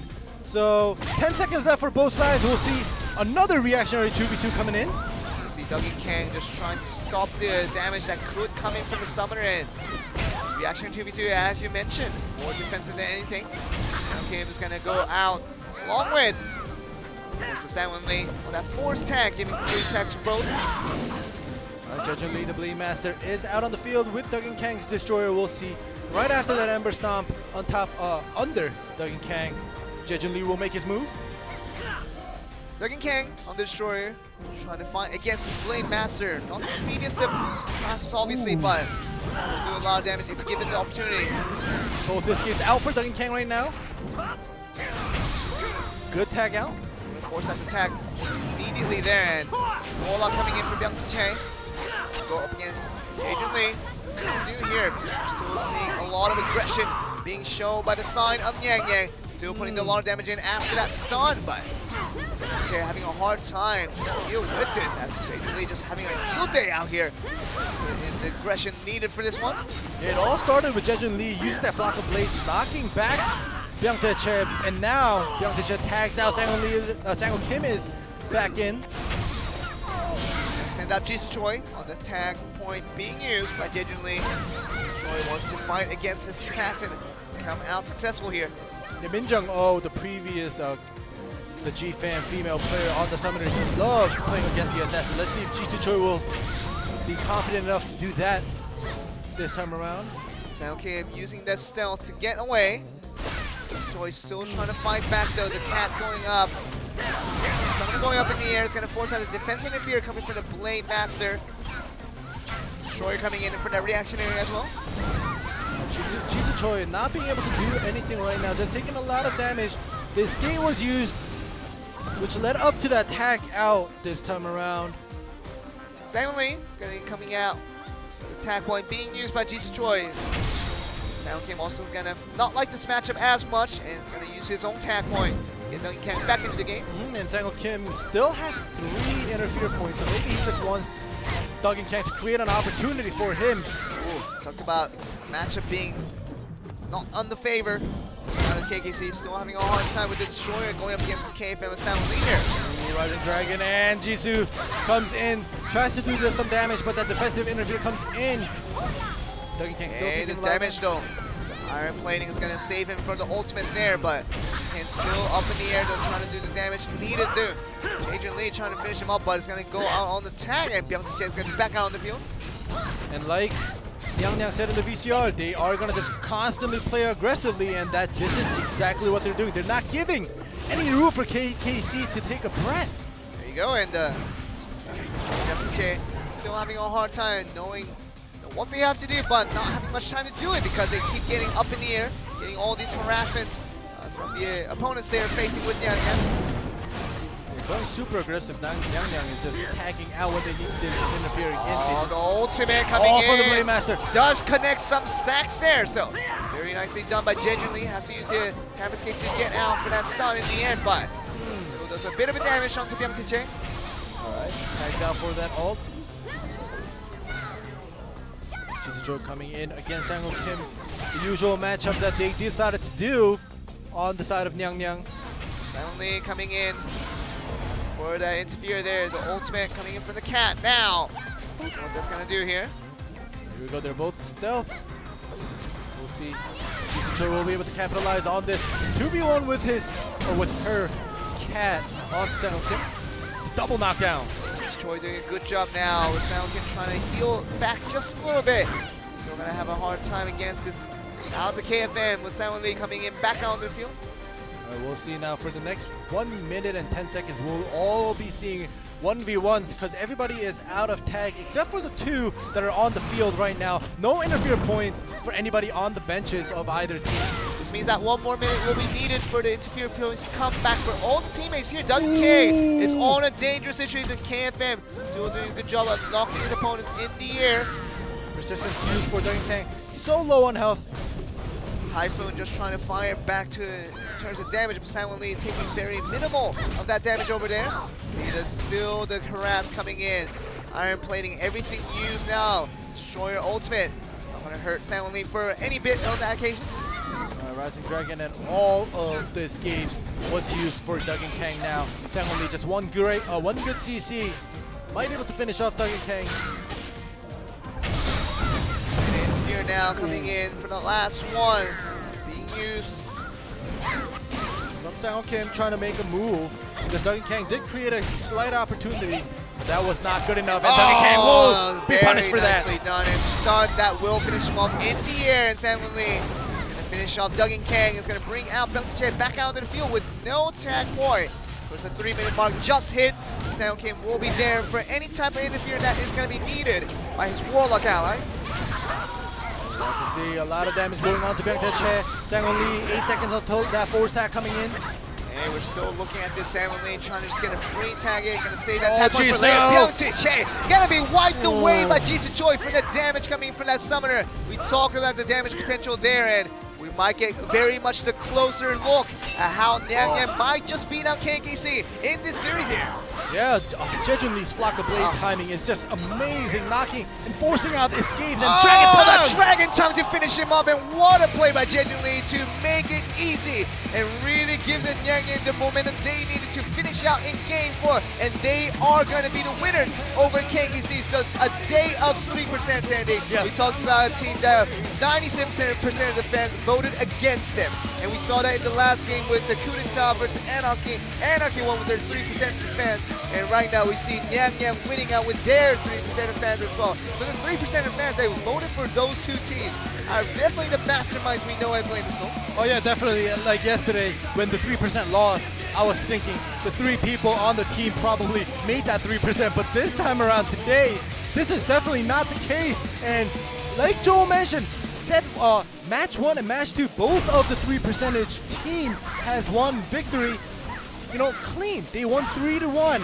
It's not even a 3-2. And Nyang Nyang coming out with such a non-meta composition, doing so well against KKC, the veterans. It just shows that anything can happen in this blade&soul tournament. And I feel like everything was right on the side of Nyang Nyang in terms of tag, and talk about Sang Lee on the KFM putting out the crucial stun when it's needed, and you can come Jisoo Choi, interfere in, put so much damage as a summoner. But talk about the most impressive part of Nyang Nyang for today, for me at least, was Jejun Lee on the Blade Master. Very composed and very versatile in the way he handled the damage and the defensive units. Talking about Flock of Blades on the perfect time, and the Dragon Tongue to finish your opponents off 1 by 1. And really impressive performance by everyone on Nyang Nyang doing their part to get the victory they needed over KKC. Exactly, and you know, on the subject of Jejun Lee, the perfect timing, because now a lot of people think Blade Master is out of meta because of such little things he can do, especially in tag matches, but you know, Jejun Lee just worked around that difficulty and just made it work. Absolutely brilliant, talking about what that could mean for so many players.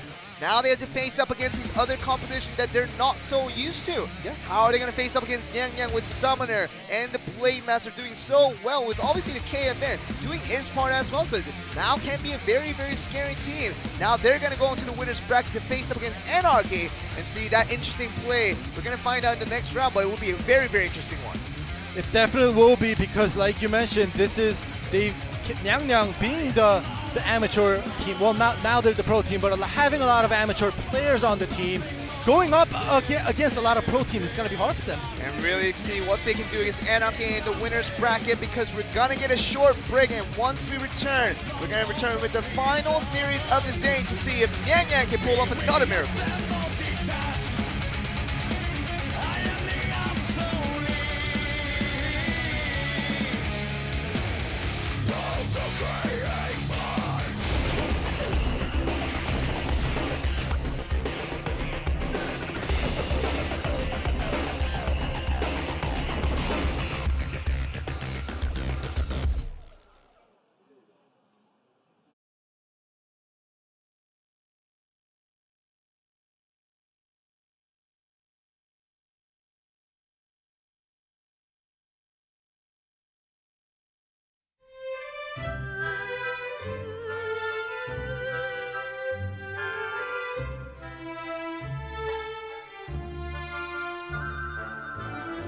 안녕하세요. 블레이드&소울의 디렉터 전승환입니다. 여러분들이 가장 궁금해하실 블레이드&소울의 신규 컨텐츠들에 대해 하나씩 소개해드리도록 하겠습니다. 우선 직업 확장 업데이트를 통해 전투 스타일 컨셉을 자유롭게 선택하여 플레이할 수 있도록 하는 것을 목표로 하고 있습니다. 주술사를 예로 들면 주술사의 경우 시공간을 찢는다는 컨셉을 더욱 강화한 외국술사라는 직업으로 확장이 가능한데요. 공간을 찢어 순식간에 먼 거리를 달리고 중력을 강화해 상대방을 무력화하고 또 본인 주변의 공간을 일그러뜨려 적의 공격을 무효화하는 등 내가 정말 시공간을 왜곡하여 전투하는 술사가 되었구나 라는 느낌을 줄 수 있도록 디자인하고 있습니다. 왜곡 술사 이외에도 어둠의 마법을 사용하여 마령을 부리는 컨셉을 가진 마령술사나 아니면 명계의 힘을 사용해 저주를 걸어 전투를 하는 저주술사 컨셉도 기획 중에 있습니다. 또 기존 무공에서 사용하지 않았던 새로운 메커니즘으로 동작하는 무공들도 추가될 예정입니다. 이번 직업 확장이 블레이드&소울 직업 업데이트의 새로운 시작이 되었으면 합니다. 두 번째 소개해드릴 컨텐츠는 새로운 경쟁 컨텐츠 문파 거점전입니다. 문파 거점전은 거점 쟁탈을 통해 서버 내 최고의 문파를 가리는 대규모 전투 컨텐츠입니다. 거점을 차지하기 위해서는 협력과 경쟁을 해야 하고 그 과정에서 다양한 배틀 커뮤니티가 나타날 것으로 예상하고 있습니다. 문파 거점전은 일정 주기마다 정해진 시간 동안 진행되고 최종 거점을 점령한 문파가 그 거점을 차지하게 됩니다. 그리고 거점을 차지하면 다양한 혜택은 물론이고 블레이드&소울의 세상을 직접 변화시킬 수 있는 권한까지 얻게 될 것입니다. 문파 거점전은 향후 블레이드&소울을 주도할 새로운 컨텐츠가 될 것으로 생각됩니다. 많은 기대 부탁드립니다. 안녕하세요. 블레이드&소울 총괄 디렉터 임영민입니다. 저는 많은 분들이 기다리시는 신규 직업 출시에 대해 소개해드리고자 합니다. 올해 공개 예정인 신직업은 투사입니다. 투사는 대검을 사용하는 검술사 컨셉이고 게임 내에서 탱커의 역할을 수행하게 될 예정입니다. 현재 모든 직업이 수행하고 있는 역할 비율을 따져보았을 때 탱커의 역할을 수행할 수 있는 새로운 직업이 필요하다는 생각으로 출발했습니다. 다만 기존 직업처럼 사용자의 실력에 따라 효율의 편차가 크지 않도록 좀 더 많은 분들이 탱커의 역할을 수행할 수 있도록 하고 싶었습니다. 투사는 속성에 따라 확연하게 다른 형태의 전투 방식을 사용합니다. 일정 시간 동안 자신의 공격력을 크게 올려서 싸우는 광기, 성계의 힘을 이용해 빛의 검을 들고 중거리 전투를 수행할 수 있는 신념으로 나눌 수 있습니다. 6월 14일 신규 직업 투사 업데이트가 진행됩니다. 차후 업데이트될 부분에 대해 많은 기대 부탁드립니다. 지금까지 블레이드&소울의 비전이라고 할 수 있는 로드맵과 서비스 방향에 대해 소개해드렸는데요. 앞으로 더욱 발전하는 블레이드&소울이 될 수 있도록 열심히 개발하고 고객분들의 의견을 귀담아 듣겠습니다. 블레이드&소울 많이 사랑해주세요. 감사합니다.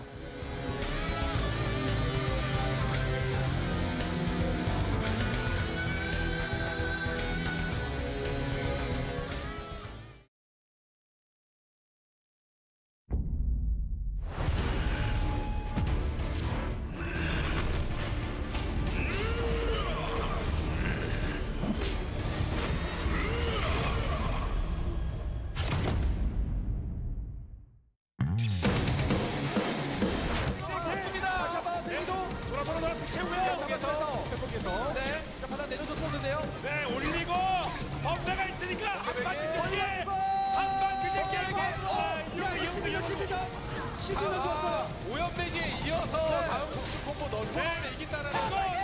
그런데 다운. 너무 큰일이에요. 마무리. 원하는 대로 풀렸다라는.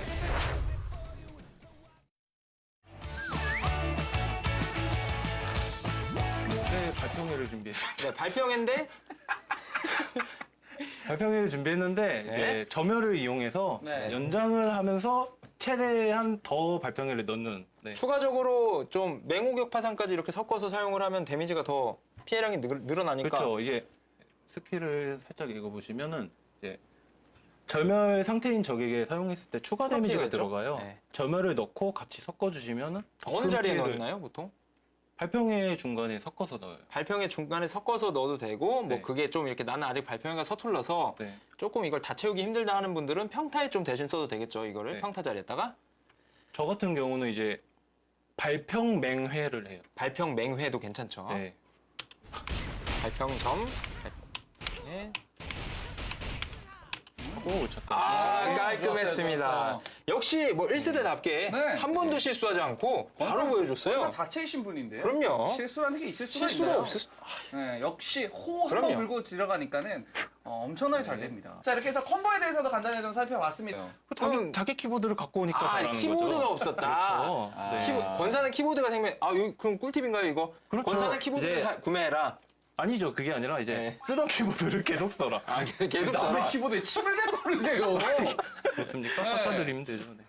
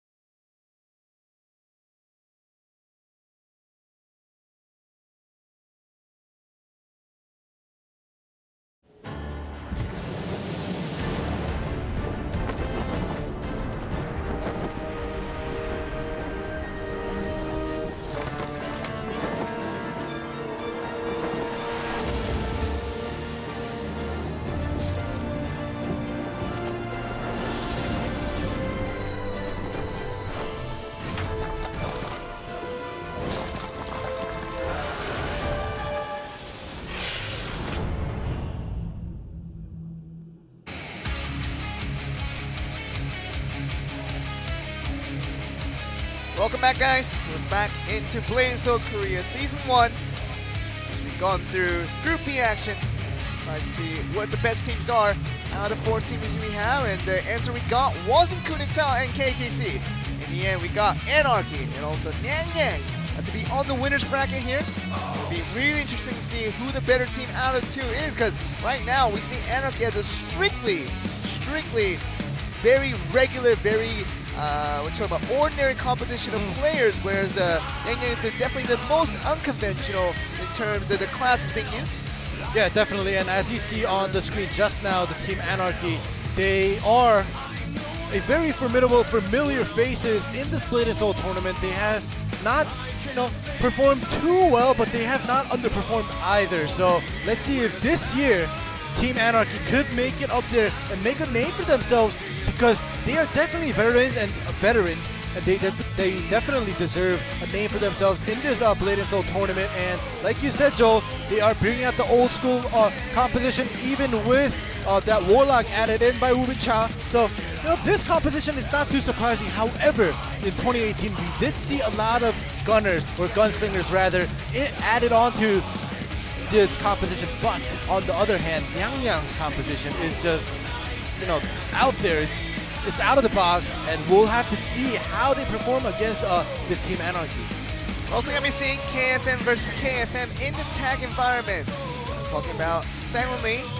See him right there. He's going to be playing the KFM most likely in the tag environment. Going to be up against Youngmin Park, also a formidable KFM on his own end. So in that tag match, I get to see a KFM mirror match.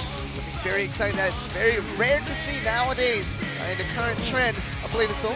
Yeah, definitely. And as we saw, Jisoo Choi pulling her own weight as the summoner, and especially in tag matches, coming in at the perfect time, at the right time, to just get in that damage while her teammates provided those opportunities for her. Also see Jejun Lee doing very well on the Blade Master. I took a brief moment after during that break to just tell him congrats for such a good performance that he did. And really important for this guy as the most unconventional Blade Master to really pull his own weight, like you always say. I think it's really important he can do that, and definitely pulled off more than his own weight in that last encounter. Really showing off what a Blade Master can do if played correctly. This unconventional composition of Summoner, Blade Master, and a KFM. See what they can do against the team of Anarchy, who is strong enough to beat out a heavy favorite we know as Kudeta earlier this day.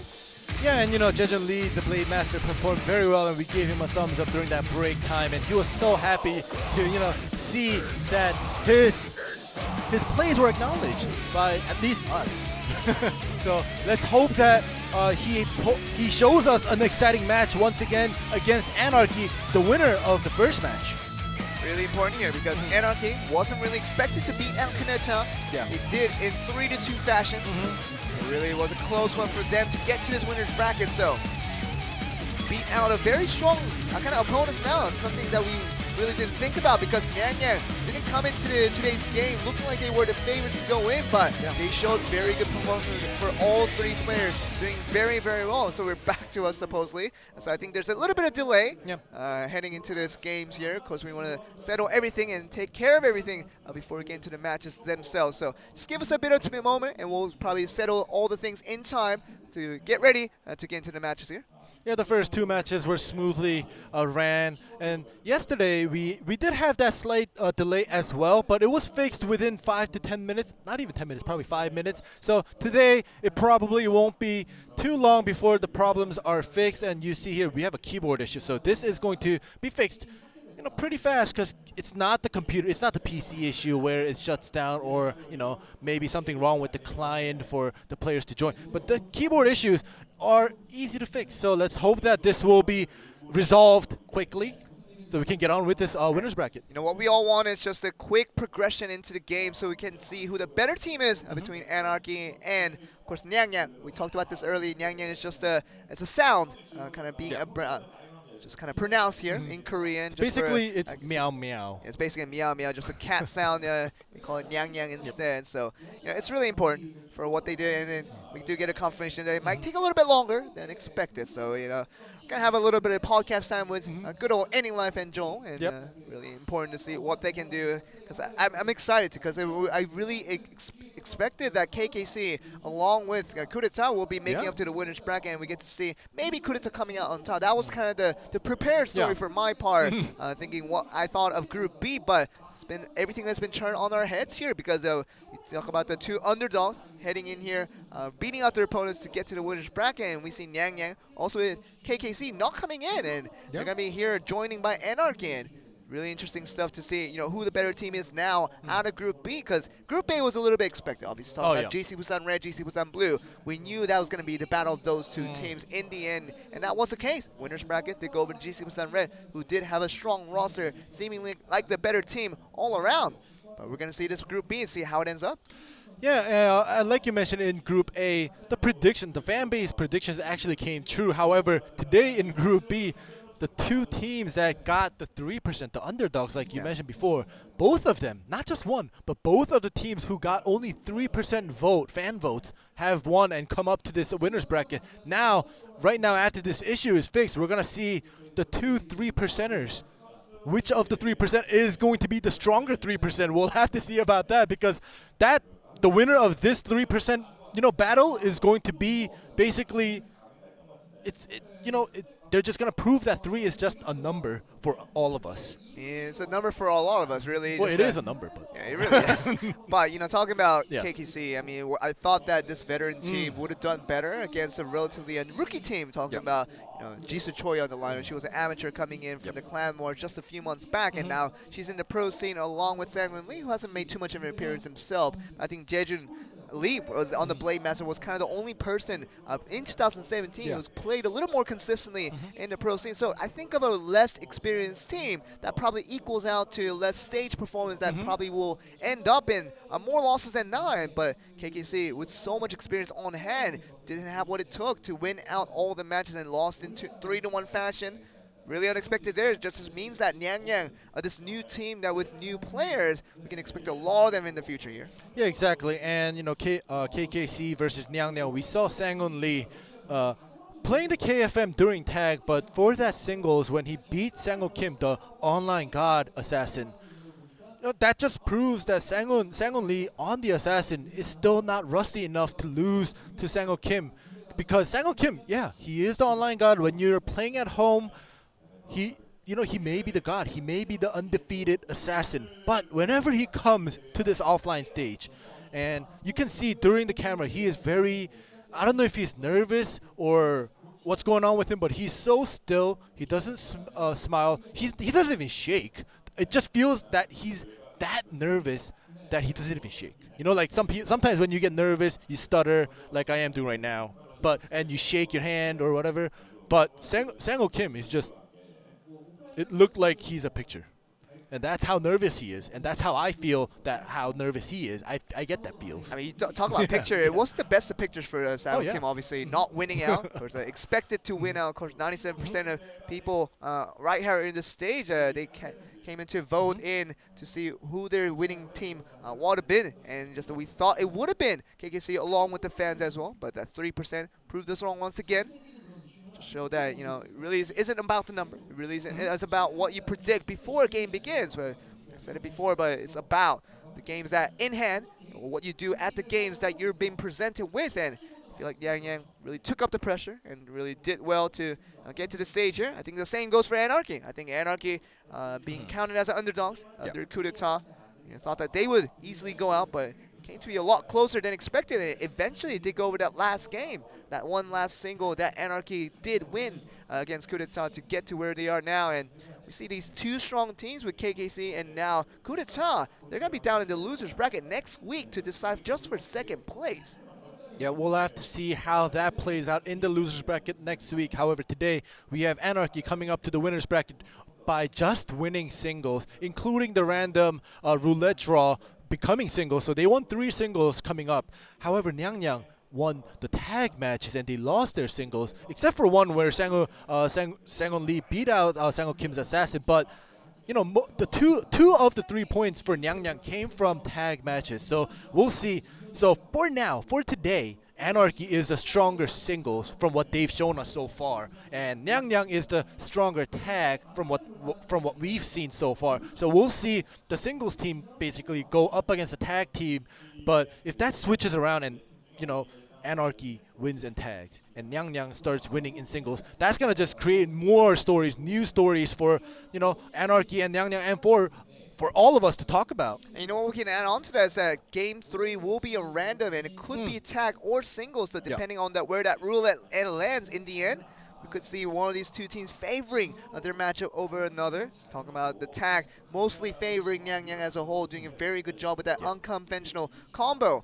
Talking about the Summoner and the KFM along with the Blade Master. Really hard to predict what you're going to do there, and they showed what they can do against KKC. If they can do the same thing as Anarchy and getting that Game 3 to get that roulette be on the tag match, I'm sure Nyang is going to be feeling pretty good about their chances to go as a first place of Group B, something we totally didn't expect when we came into the studio today. Oh yeah, definitely unexpected. Just like we were talking about before, the 2-3%ers coming up already into the winners bracket was unexpected, because they went up against such strong teams such as Coup d'etat and KKC with almost all veterans on the teams. But the better team makes it up, and these two teams, Anarchy and Nyang, are now preparing to get into this winners bracket right after this keyboard issue is fixed. So I think we're still on the path to solving the issue. And we're going to try to see what they can do. I think the entry is going to be fixed, and we're going to see the players almost getting ready to resume their games now. I think we're almost ready. There we go. Keyboard issue has been fixed. You can see the classes being played. Was very much expected. No changes here. For either team, Anarchy and Yang Yang, the winners of their respective rounds, coming into this now the winners bracket. Decide the first place for Group B. Yeah, we'll have to see about this.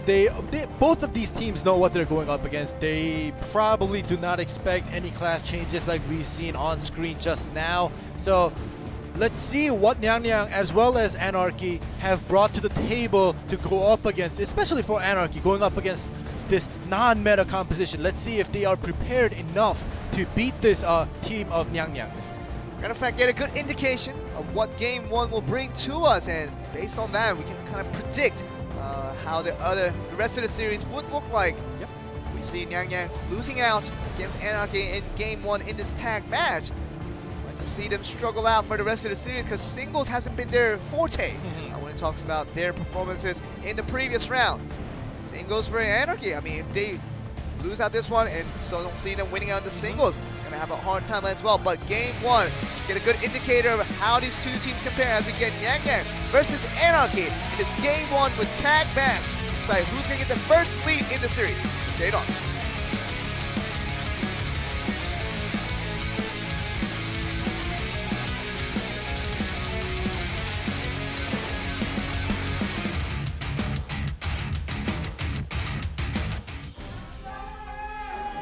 Finally begin the game between Anarchy and also Yang Yang. See what these two teams can bring. Obviously, defensive interfere. Really early in this game from the red side here. Yep, Youngmin Park is making a statement saying there's only room for one KFM in this tournament. It's so rare to see a KFM mirror, but here we have it. A rare occasion indeed, and we're down here to enjoy it first out. The stun coming through. From the landing, gonna use that escape sound lead to just get out of there. Alright, the perfect trade for both sides. However, that interfere coming in. Very nicely done by Woo Bin Chan, coming in to just provide the time distortion, but gets damage along with that as well. Great Dancer with the lightning draw, so much damage, and wow, now what a way to start off the game here as this tag begins off in a flute with Sangwon Lee dying out with all the resources still at hand. Yeah, Piano Kim coming in with the Blade Dancer into the lightning draw, just doing that burst damage with Youngmin Park was just amazing. Able to delete Sangwon Lee. She's Choi up in the air once again. Is she gonna face the same fate that Sangwon Lee faced just a little bit earlier? Gonna be going into this here, the Warlock putting up in the chains, putting out lots of damage, but it's most about Jaejun Lee trying to survive, trying to save his teammate, but again, another interfere coming through, and will be attacked now over to Jaejun Lee. Jisoo Choi going down so low after that trade didn't go on her side. Piano Kim just coming in at the perfect time, and Jisoo another attack. Alright, did he fat finger that because Jaejun Lee does not have any interferes, so there was no reason for him to tag out just yet. It was literally 10 seconds after he was tagged in. Just goes back to the fact that we're gonna see Jisoo Choi. This is very much expected now because she went down away because she didn't have the escape. She had very low health, and Jaejun had to really just stick in there, try to buy some time, but tagging it basically 10 seconds after he came in. It was kind of a mistake there. He's gonna suffer the consequences now, and with that last one going down, lightning drop for the stylish finish there. You see a relatively easy win now for this Game 1 for Anarchy. Yeah, Jaejun Lee tagging back out and forcing Jisoo back in. It almost seemed as if it could have been a fat finger, or even if there was a bug, like I would believe it, because that was such an unexpected play coming from a pro player, especially from Nyang Nyang, who played so well against KKC during their tag match. Seems like they are talking it through though, you know, of exactly what happened there, because it wasn't unexpected falls of events. We do understand, you know, Sangwon Lee going down with so much damage on their hand. Right here. This is fine, but I mean, this can happen in a normal match, and we talk about continue to be on shackles and the lightning draw. You can't just get out of that without the escape, and that made a lot of sense. But this was the one that was a little more confusing with Jisoo Choi. see her tag out after taking so much damage. It makes a lot of sense there, but Jejun Lee just tags right back out. That's the biggest question that we wanted to ask there. Yeah, actually the tag out of Jejun Lee just was skipped. So you see right now, currently, this is already after the fact. Jejun Lee is out there, well, he's tagged in now, but he had 0 interfere. So if he hadn't interfered, it would have kind of made sense for him to tag out to help out Jisoo Lee and support her with the flock of blades. But he had no interfere, he tagged out, forced Jisoo Choi back on the field with roughly 25 to 30% health. Just got her killed right after she got on the field. It was very unnecessary. Even if he had to interfere, I think that still would have been a really heavy investment towards how much you can get out of that just tagging out 10 seconds in. And you always want to save your tag points early in the game. And I would just have to admit that, you know, this might have been a mistake from the side of Yang Yang, who did obviously lose out in this first set here. Talk about what this means for a tag-oriented team like Yang Yang. Needed this first win there, but loses out against Anarchy, so now going to the singles, which they haven't done so well in their previous round. See if they can pull through the difficulties and tries to get a very good win. Can start a comeback right here by Anarchy and feel very good about their situation now and just kind of push forward. Trying to get through the quick win here on this series. Yeah, we'll have to see how and what the outcome will be of this second matchup, but there we go. We do have that Byung-Ho Kim on that Blade Master and Sang-Won Lee on the Assassin. Sang-Won Lee performed very well in the singles, beating out Sang-Won Kim from KKC. So we'll see if he's able to do that again against Byung-Ho Kim, who performed so well in this match 1 just now. Byung-Ho Kim, very much a blade dancer who's been around the game for a very long time. Sang-Won Lee, relatively a new face when it comes to his brief performances in 2017, now leading up to 2018. Show what he can do on the Assassin. He has impressed us at times. See what he can do against the side of the Blade Dancer. Can he get a win back for his team? That's going to be an important question we're going to answer, because we're going to get the match between Yang Yang and Anarchy for this game 2 for the single. We're going to get the Blade Dancer versus the Assassin. Let's see who's going to find out. Let's see who's going to win.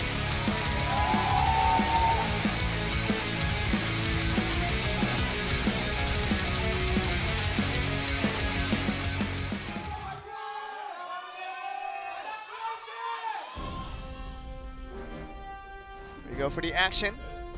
Byung-Ho Kim on the Blade Dancer versus Sang-Won Lee on the Assassin there. We'll have to see who makes the move first, and Sang-Won Lee actually gets close. The Ice Mine is down. Byung-Ho Kim kind of baits it out, but just runs away from that. See Byung-Ho Kim trying to get an angle here, just rotating around. Not gonna go for anything here. Gonna get the stun into the air. Go for the second area most presumably, and the lightning draw does not come in right away. Okay, that forces out the escape though. Forces out that escape. He actually, Byung-Ho Kim tried to phantom grip him, go for a second aerial and then a lightning draw, but Sang-Won Lee decides to just use that stealth right away. And the flower. Okay, now Sang-Won Lee is out of all escapes. Okay, so we're gonna get the knockdown. We'll get him rolling right back. Use that Lotus. Everything escapes. Be gone for the next 10 seconds. Ooh. Well played, knockdown. Back roll chase, the Shadow Slash connects. Alright, got grip happening. Into the aerial. He does get his stealth back, Sang-Won Lee. That's a stealth available. Lightning draw will come this time around. That's a lot of damage. Finally uses escape, but Sang-Won Lee already taken too much punishment for that even happening. Can't even get the damage started on the other side though. That's the biggest problem for Sang-Won Lee right now. Yeah, Sang-Won Lee not being able to make any moves. He's just on the defensive run right now from Byung-Ho Kim. Finally, Byung-Ho Kim. Another one. I was gonna say he used his tab escape, but you know, just to finish him off. The tab escape being out for Byung-Ho Kim was not important on his side, and just able to finish off Sang-Won Kim. Sang-Won Lee, sorry. And Sang-Won Lee was unable to make any offensive moves throughout this whole singles. So this just shows that, you know, Byung-Ho Kim knew how to play up against an assassin of Sang-Won Lee's caliber. Really did, and now extends the lead over to 2-0 for the side of Anarchy, and talked about not having any time on the ground even for Sang-Won Lee. Was up in the air for the entirety of the match there, and all the escapes gone, and that lightning draw putting up so much damage. We know what they can do, but escape coming pretty late there for Sang-Won Lee. What can you do? I mean, when you're constantly up in the air, trying to use that one escape at a time, and there's nothing you can do. Even finished off in the air as well. So right now, just the life up in the air, not good for Second Lee, but very good for the side of Anarchy, and also Yeon Kim with the blade dancer who showed the stronger side on this singles and could be potentially onto our last match here because if Yang Yang does not show their strength in this game 3, especially depending on what the match mode will be, as we'll rule the roulette, see what it is. We'll have to see Yang Yang pull forward here, but really just waiting to see what the match mode will be. Yeah, we'll have to see what it will come out to be, but it just came to my mind that their first tag match, the Anarchy versus Yang Yang tag, was probably okay. Wow. We're gonna get a singles match, but as I was saying, this was probably the fastest tag match that we've seen in 2 days, as well as this might be the fastest series to come to an end in 2 days, because we have never gotten a 3-0 yet. Could be a very quick 3-0, especially with set 3 being another single. Yeah. At the maximum, it will be only 3 minutes, so I mean, what that means for Yang Yang, they decided they have to pull strong here. They have to really find this inner strength. They really relish upon it. Talking about that last round, doing so well against KKC. They have to find the same type of momentum to push them forward in this one, but momentum definitely has been lost on these sides for these first 2 games where they could not win out. And Anarchy, I think they're feeling extremely comfortable about their situation to win out and finish off the series as a club. We might just might see a KFM versus KFM, but I just remember the Second League came out with the assassin, so unfortunately it's not going to be possible, but Jejun Lee's going to come out. Youngmin Park versus Jejun Lee here, so it's going to be KFM versus Blade Master. Jejun Lee played really well. Talking about their performance, especially in the last round, during the tags, doing so well. But we're going to get the KFM of Youngmin Park, much better veteran of this caliber, showing what he can do very well as well. So it's going to be up to Jejun Lee. Can he keep his team in the game? Can he keep his team from really going down? That's the question we're going to be answering right here. Yeah, we'll have to see, like you said, if Jejun Lee will keep his team in the game, because if he loses this, it is all over for Yang Yang and they go down to the loser bracket. And last chance for Yang Yang now to go up against Anarchy to pull strong in this match here. If they lose one more, they're going to be out of this winner's bracket. We're going to see Anarchy go up in Group B first place. So we're going to find out what's going to happen. Let's get into the match.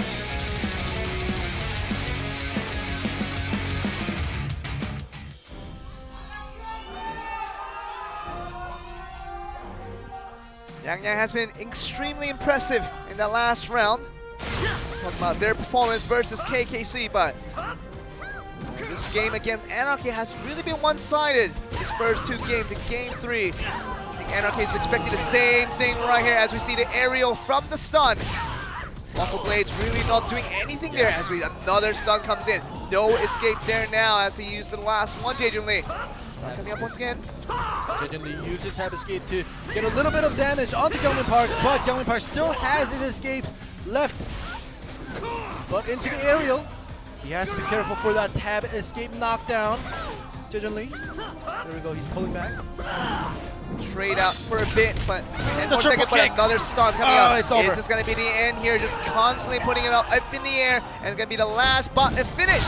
But that's going to be the one more with another series of days, and a quick finish now for the KFM. Youngmin Park showing the experience, showing the veteran status against the Jejun Lee, who has had a hard time in the tag and now continuing struggles throughout the singles. Yep, like you just said, the veteran Youngmin Park KFM just, he knew what this Blade Master was going to do, because like we said, Blade Master has been in this tournament, or the class itself has been throughout the Blade and Soul tournament, so, just read him. And he knew what he was going to do. He didn't even need to use his Tab Escape. Jejun Lee has been stunned the entire game and really had nothing to do, and it's up in the air. Of course, we know the life in the air, it's going to be good in real life, but the life in the air for Blade and Soul is never a good thing, and we saw the KFM really dominating there and really showing his boss, and Yeon Kim, after winning out his single from that Blade Dancer moment, you see Youngmin Park as a follow-up, but that KFM doing a very good job himself as well. Yep, so right here at this moment, the Tab Escape created a small opportunity for Jejun Lee, but after that, Jejun Lee was kind of playing mind games, thinking Youngmin Park might use his Tab Escape, backed off, provided and gave up his opportunity of the offensive, and gave it to Gyeongmin Park, and like you said, in the air. Don't want to be in the air. And Jaejun just Gyeongmin Park clean. Just clean win against Jaejun. See the applause coming from the fans who really want to see the KFM from Gyeongmin Park pull off the goods. And did they really? Talking about Anarchy pulling off the upset against Coup d'etat in a 3-2 format. Went very, very one-sided against Nyang in the end. So very good job of them to really pull forward against the expectation, because the expectation really wasn't that high. Talking about their performance expected in today's Group B action. It was really mostly about Coup d'etat. How far can they get with the super rookie, with the gunslinger, with Byung-Hyun Jun? Really wasn't the case, as Anarchy really crushed their hopes from the get-go. And we're going to see how far can Anarchy get now in first place of Group B. Yeah, exactly. And you know, I kind of wanted to mention this before, but I wanted to see the result of Anarchy versus Nyang, and now I can finally talk about that, as you guys see on the screen of the next matchups. But let me continue. Anarchy now has gone up against a composition that had a gunslinger, and they were able to defeat them.